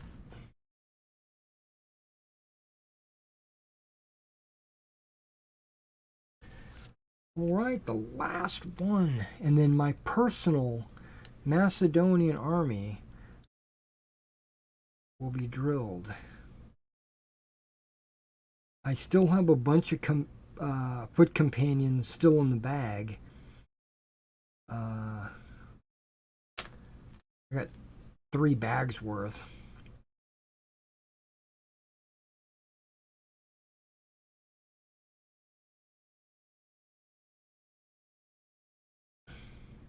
One of the bags that I got didn't even have any spears well, actually, two of the bags, the one I'm working with here, and then one of those three I'm talking about, didn't have any spears in them. So that's one reason why I went out and ordered these spears, because I knew I was going to need them. Not because I just wanted to have a bunch, not just because I wanted to have a bunch of extra wire. And then there's Swiss pikemen and other figures that will need, long spears, or like Triarii or something like that.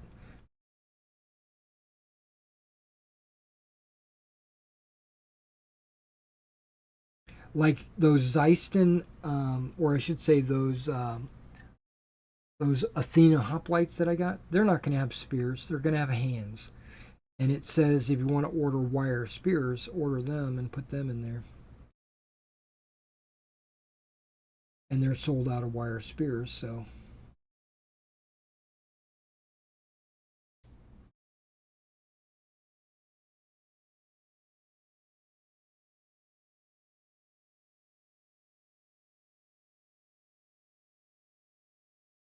Okay, come on, mister. Look at my hand. Look at all that pressure on this figure.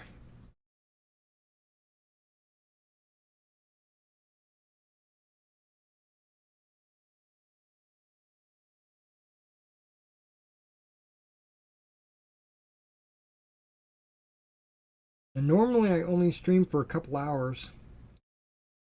It's usually because I run out of things to talk about. Not because I'm not working on miniatures or whatever. It's just that we talk about stuff and then I run out of things to say.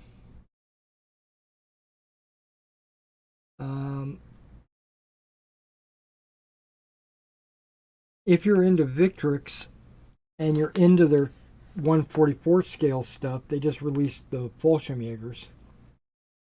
I'm just not interested in 12 millimeter miniatures. If I was, I'd be all over them because I love Victrix.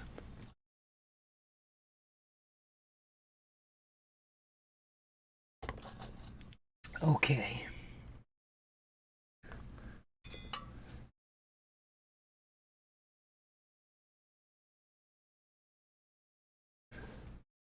Yeah, it's almost 12 o'clock. That's why I mentioned the 2 hours. But I do want to put these guys with spears on there. But before I do that, here's some little big... Oh, my back. I've been bent over this whole time. Just sitting straight up is killing me. Okay, give me a second. I'm an old man.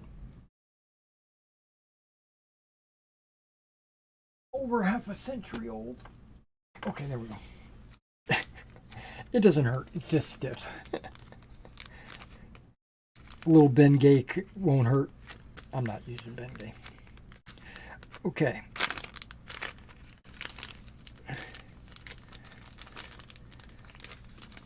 I think these are all Macedonian, and I've got like hundreds of them in there. Okay. Nope, some of these are Greek, which is also good. Whoa, no, don't.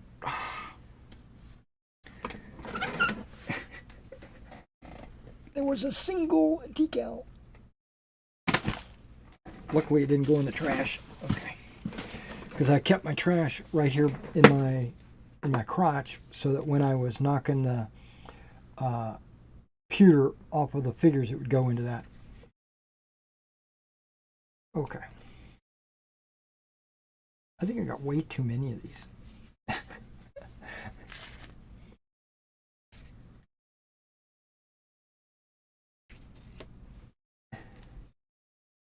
Yeah, I definitely got way too many. I should probably sell some of these.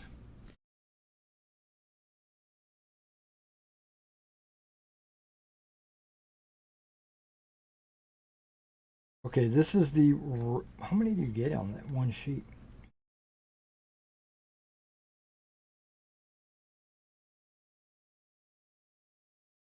$36.42. You get the rifle answer to the universe 42 on a sheet, it looks like.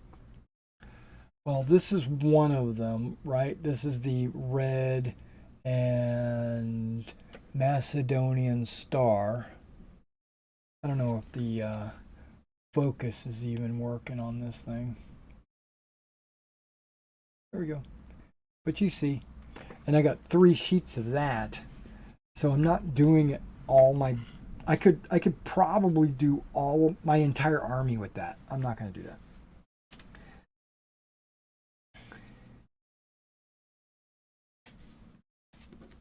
Yeah, I don't know where all these came from. I don't realize that I had this many of them.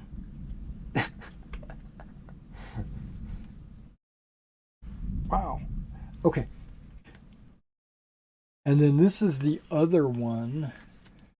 This is the one I'm planning on putting on my hypaspits. Trying to get the autofocus to work. What's keeping it from working? I don't know.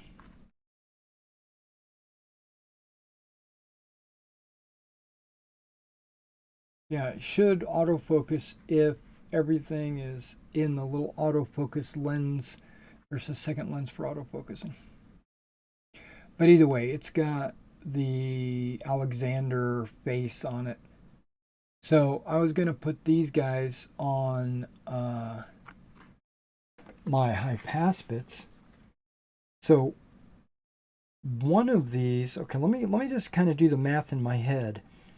1, 2, 3, 4, 5, 6, 7, 8. So with 8 stands, that's going to leave me with 10 left over, right? Yeah, because 32 is 8 bases. So one of these can easily be a battle group, right? So if this was the hypaspits and this was one of my phalanxes,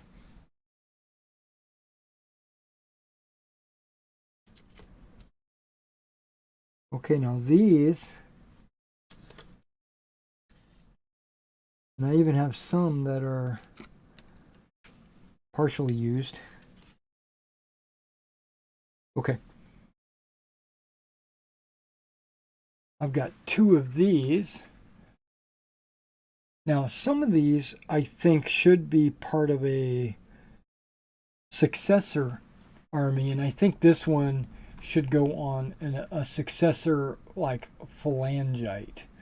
I don't think that should be a Macedonian shield, even though it's got the Macedonian star in the middle. Okay, so I have these. I don't think I'm going to use them. I think that should be successor. The basic star, to me, is the Alexander Macedonian. You know, there's the black, and I've got 2 of them. So this would be one other group. Nope, I got 3 of them. Yeah, 1, 2, 3. I got 3 of those. That'd be another group. So right now I'm looking at 3 groups.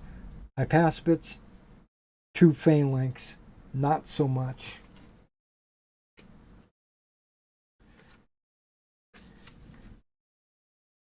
I've got the red ones, and I've got 2 of these. So I plan to, I'm going to sell some of these. So there's 3. I need 4. And so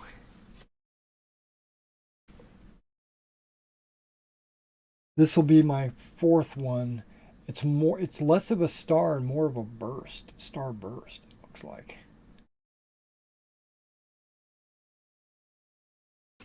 So that's enough to do a you know, it'll leave like 10 left over. And here's like a group that's got some left over, and this is a group from, I did something earlier, I don't know, Macedonians, I don't know, a year ago, but I don't know where they're at. I think I might have sold them. And then finally, these are Greek hoplite transfers. Yep, they're all the same.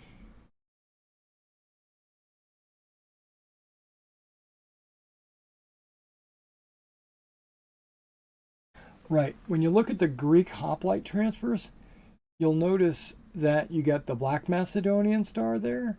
You've got the Red Macedonian star there. You've got that one I was going to put in the successors. These two look like successors. A lot of these look like Macedonian. Yeah, and there's one with the blue. I really like that one.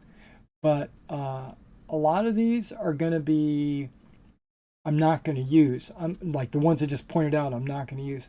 I'm going to use all these other heraldric symbols, like the snake and the helmet and the bird and the ram and the fish and the goblet. Yeah, I'm going to use all of those because they're Greek. They're not Macedonians. And I got 3 of those. And I think I've only got 1 Greek hoplite unit.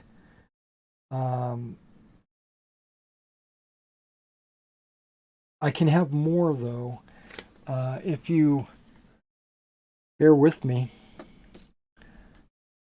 Come with me to my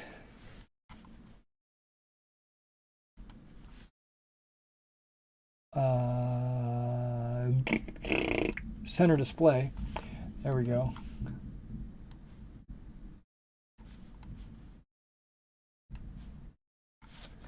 Let's go to input sheet. Oh, it wouldn't be on the input sheet. Oh. Okay, let me see what I can do. Shrink this, go to ancients, go to Maximus, Greek and Macedonian. There we go.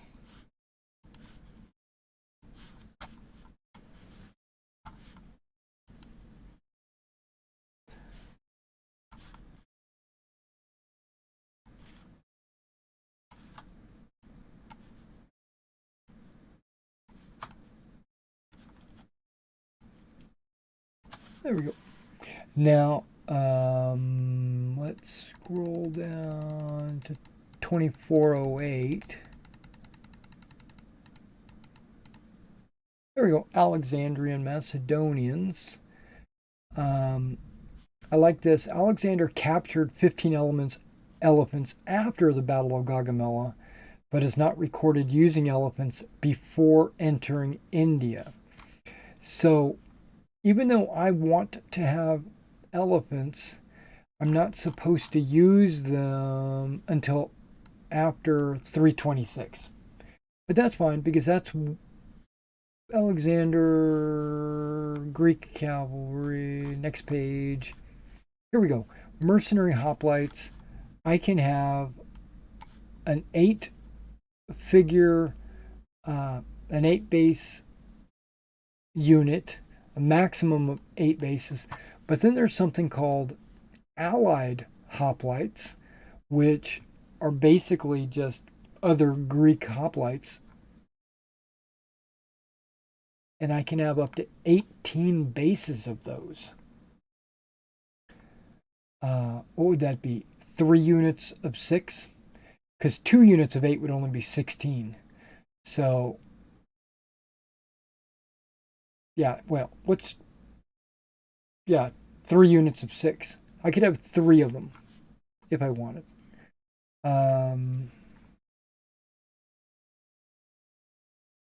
And the foot companions, the most I can have is 4 units of 8.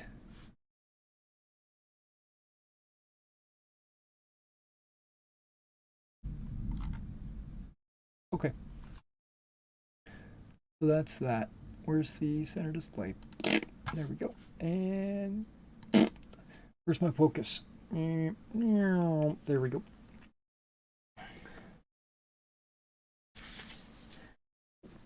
Okay, so I might just be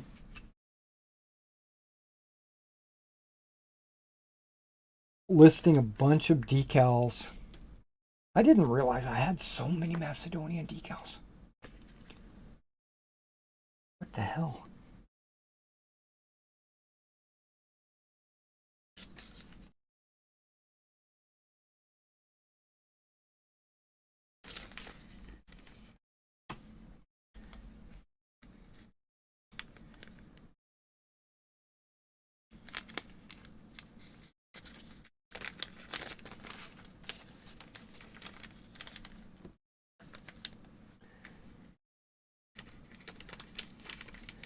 Now, each of my unit groups of 8 bases is actually more than one phalanx, right? Each one of those units is supposed to be like a group of phalanxes together. So I might do like half of the bases in one decal and then the other half in another decal.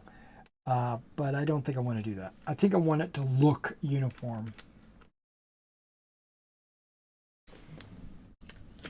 Yeah, I think that's what I want to do. Okay, before I start cutting wire, let's cut wire. Let's go ahead and cut some wire.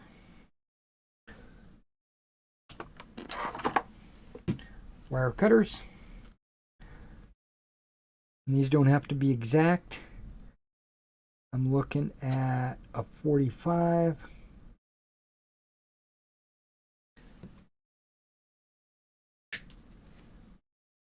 Approximately.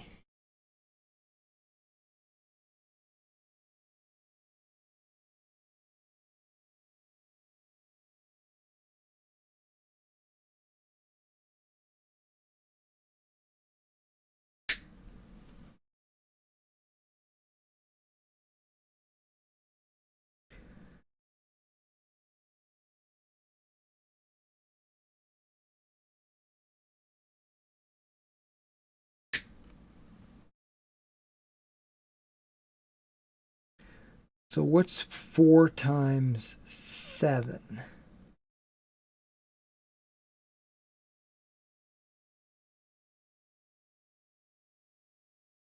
What is it? 28? Yeah, I'm going to need 28 spears.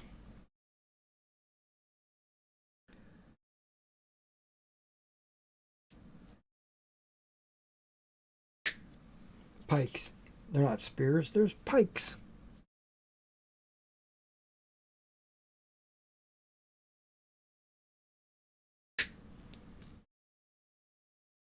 And I don't want them to be too thin, right? That's why I'm using this wire here, because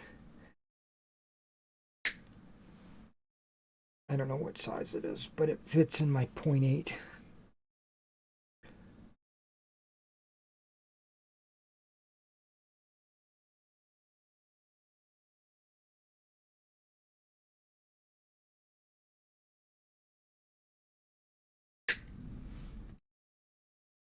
I think this one might be too long.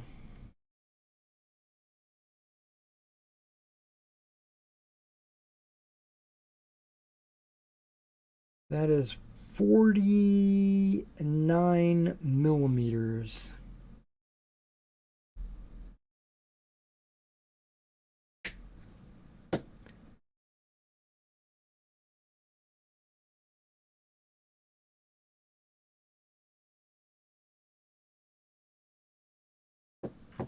There it is.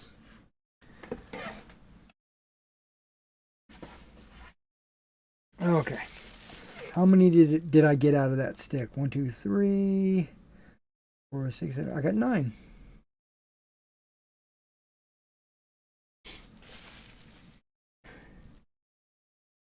Yeah, I think this one is too thick.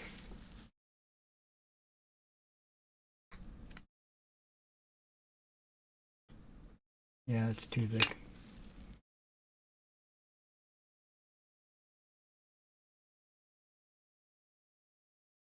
What about that one?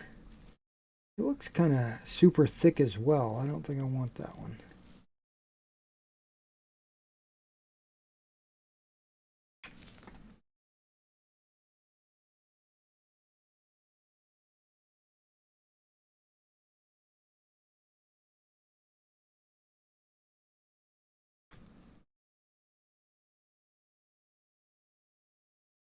Okay, that one is like super tight. It's probably an actual 0.8.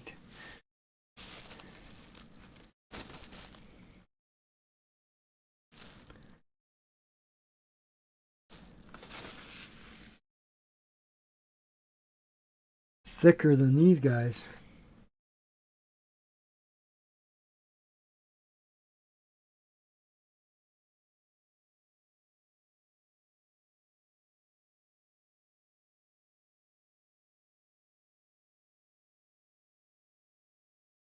It went in there.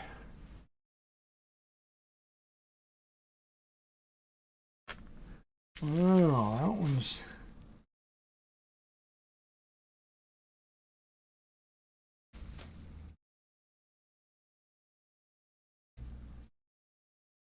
I'm gonna go with it. See what we get out of the deal.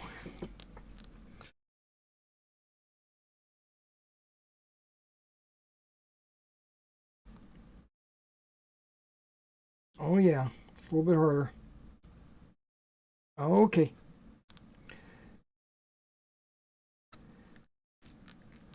Now that's going to be a pike for your ass.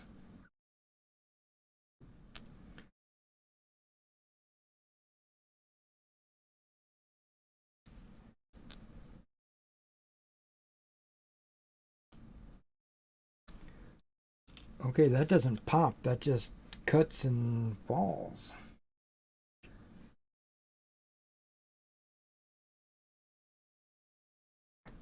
And again, they don't have to be exact. Okay, I felt it cut through. It was like a steady cut, like butter.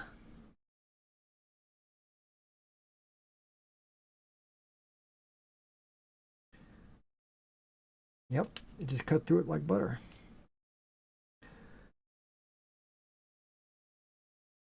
I'm going to tell you right now, these wires here, way cheaper than buying spears from a company. So I'm actually thinking of ordering wires and cutting them down to pike lengths, putting them in a little Ziploc bag and calling them wire pikes or wire spears or whatever, and selling them as such, and then selling them.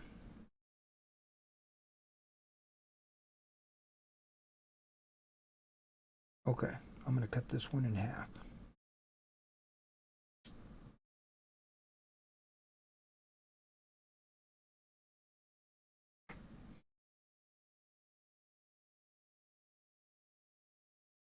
Eyeball it.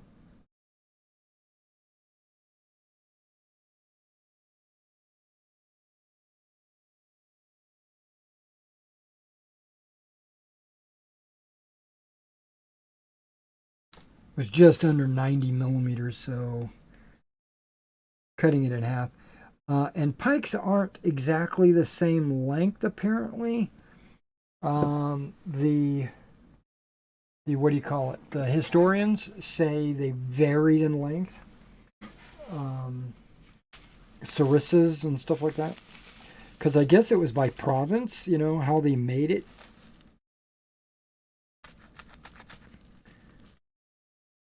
Okay.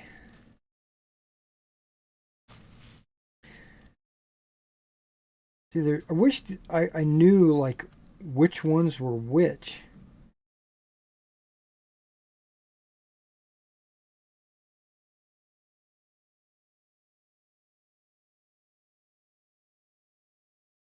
There's no way for me to know. Okay, if I'm getting 9 times 3, that's 27. What do I need? 28? Well, dang. We'll see.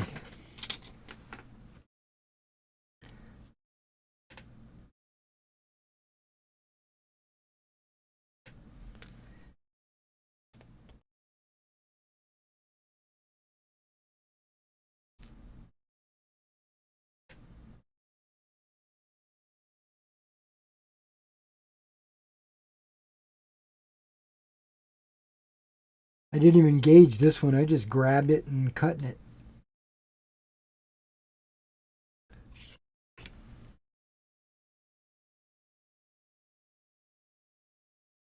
Yep, it's the tight one.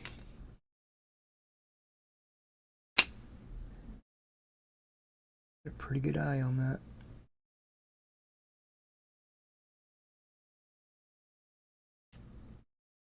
Yeah, I shouldn't get more than 9 out of each of these if I'm doing 45.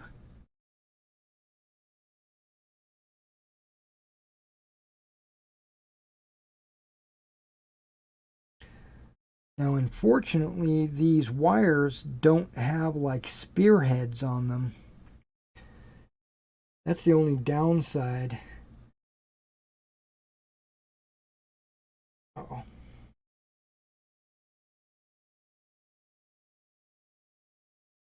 There we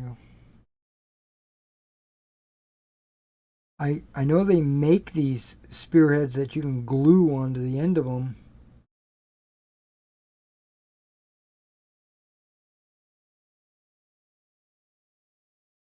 I'm not doing all that.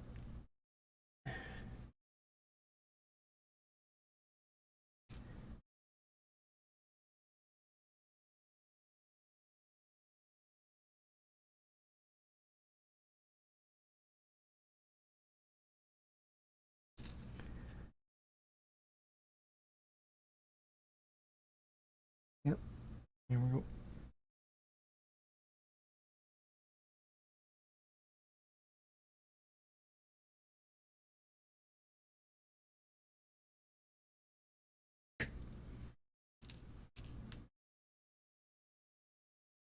Okay, let's take what I've got and let's start gluing them on.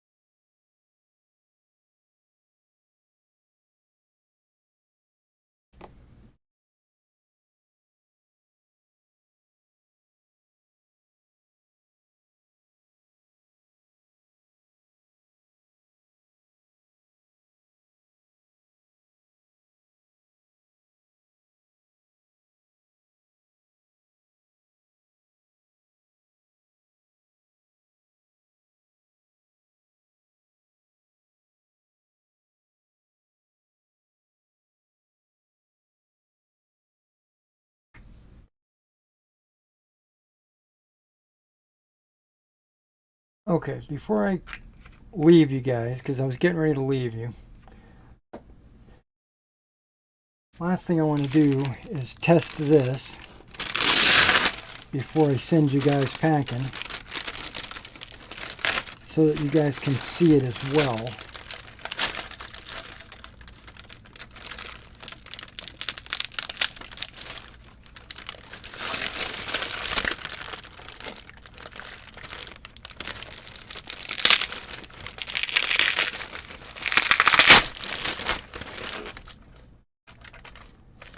Okay, that's sticky.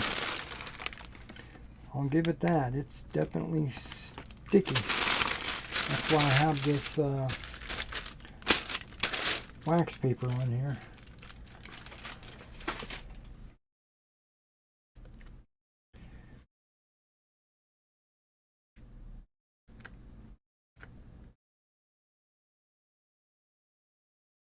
Okay, it's super thin. That's another thing, that the 3M is a lot thicker.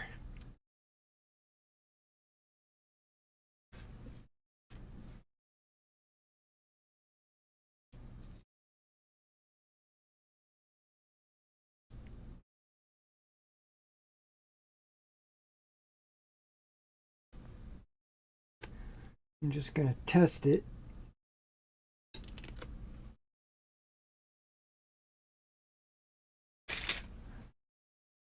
Now what I normally do is cut about every 10 millimeters.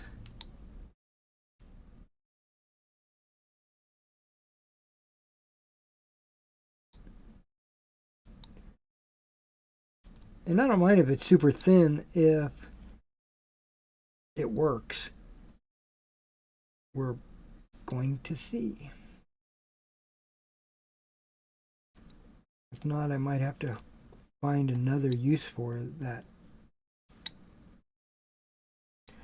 Okay. I'll take one of these popsicle sticks, and then what I normally do is I peel this off.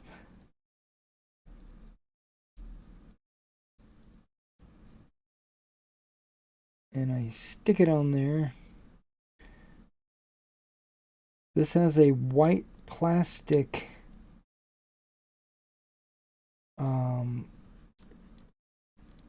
cover over the top of it.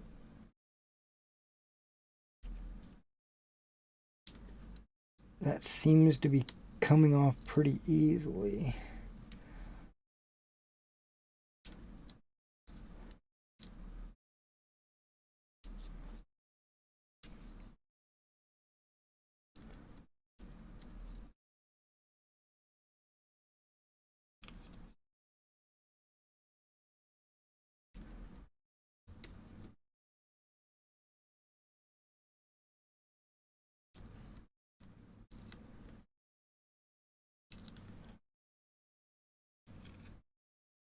Okay, and that's what I do with my popsicle sticks, is I put these little stickers on there. Let's do another one.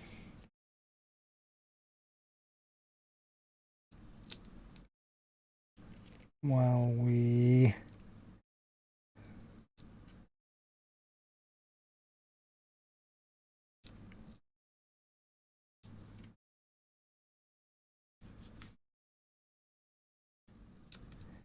I'm putting 8 stickers per popsicle stick. That'll get me 2 close order bases or 4 skirmishers.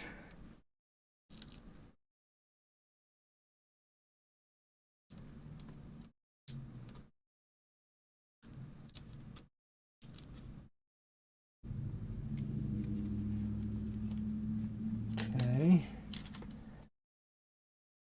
Instead of leaving them,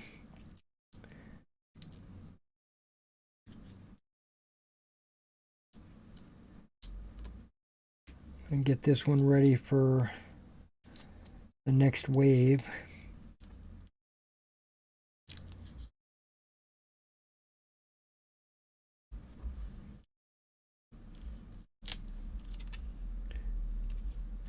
Now this will be good, like I said, this will be good for my 15mm figures, but not so much for the 28mm figures. I'd have to use the bigger 3M. Okay, so peel the white paper off. Wants to stick to my fingers.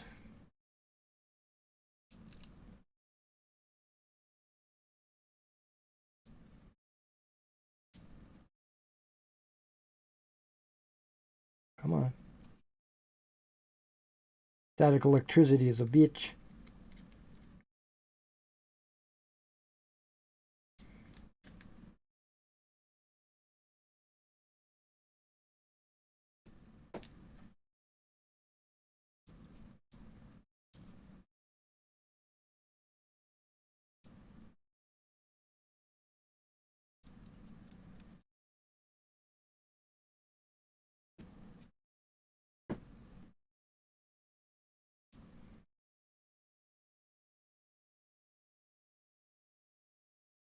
Come on. Dang, this has got a lot of static electricity. It's plastic, that's why I think. Less, not paper. Or I just have built up a lot of static electricity. Okay, so that one is completely barren. Take some Balearic slingers.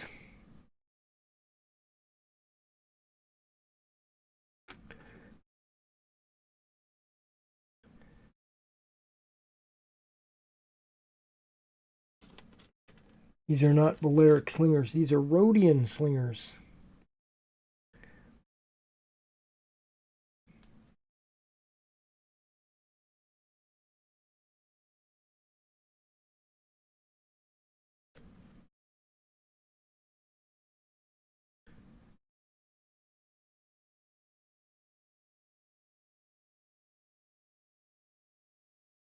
There's also not a lot of sponginess, mainly because they're thin. The tape is thin, so there's no sponge to it. There is some sponge, but not a lot.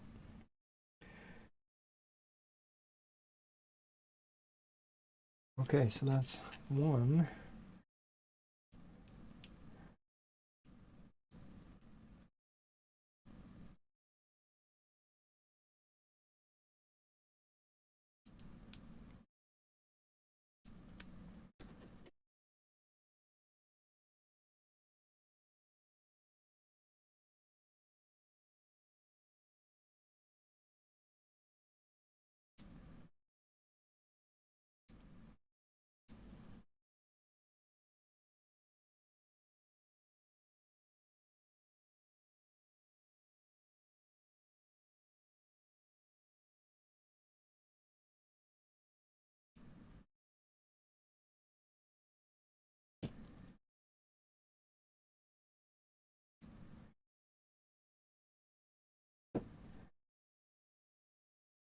I can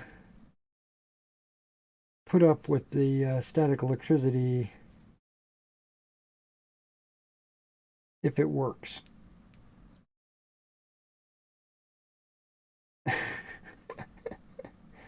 comical.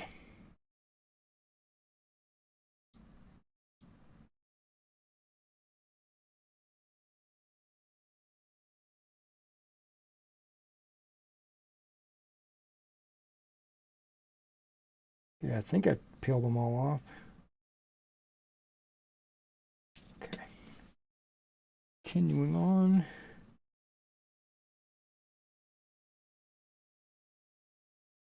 The Balearic Rhodian slingers.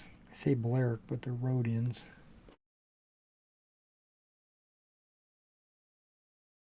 The figures are actually Rhodian slingers.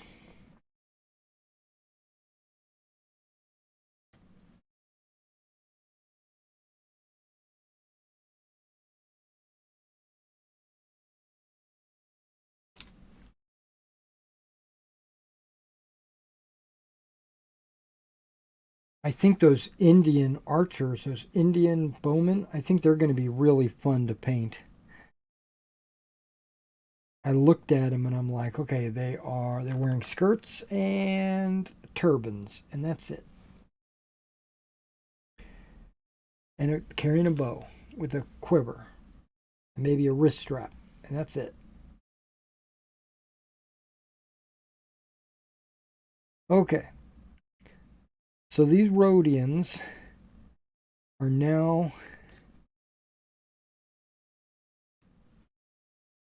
pressed down into. Okay, that works.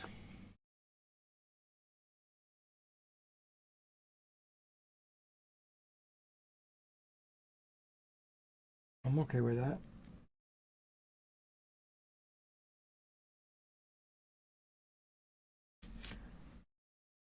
Simulating painting on them.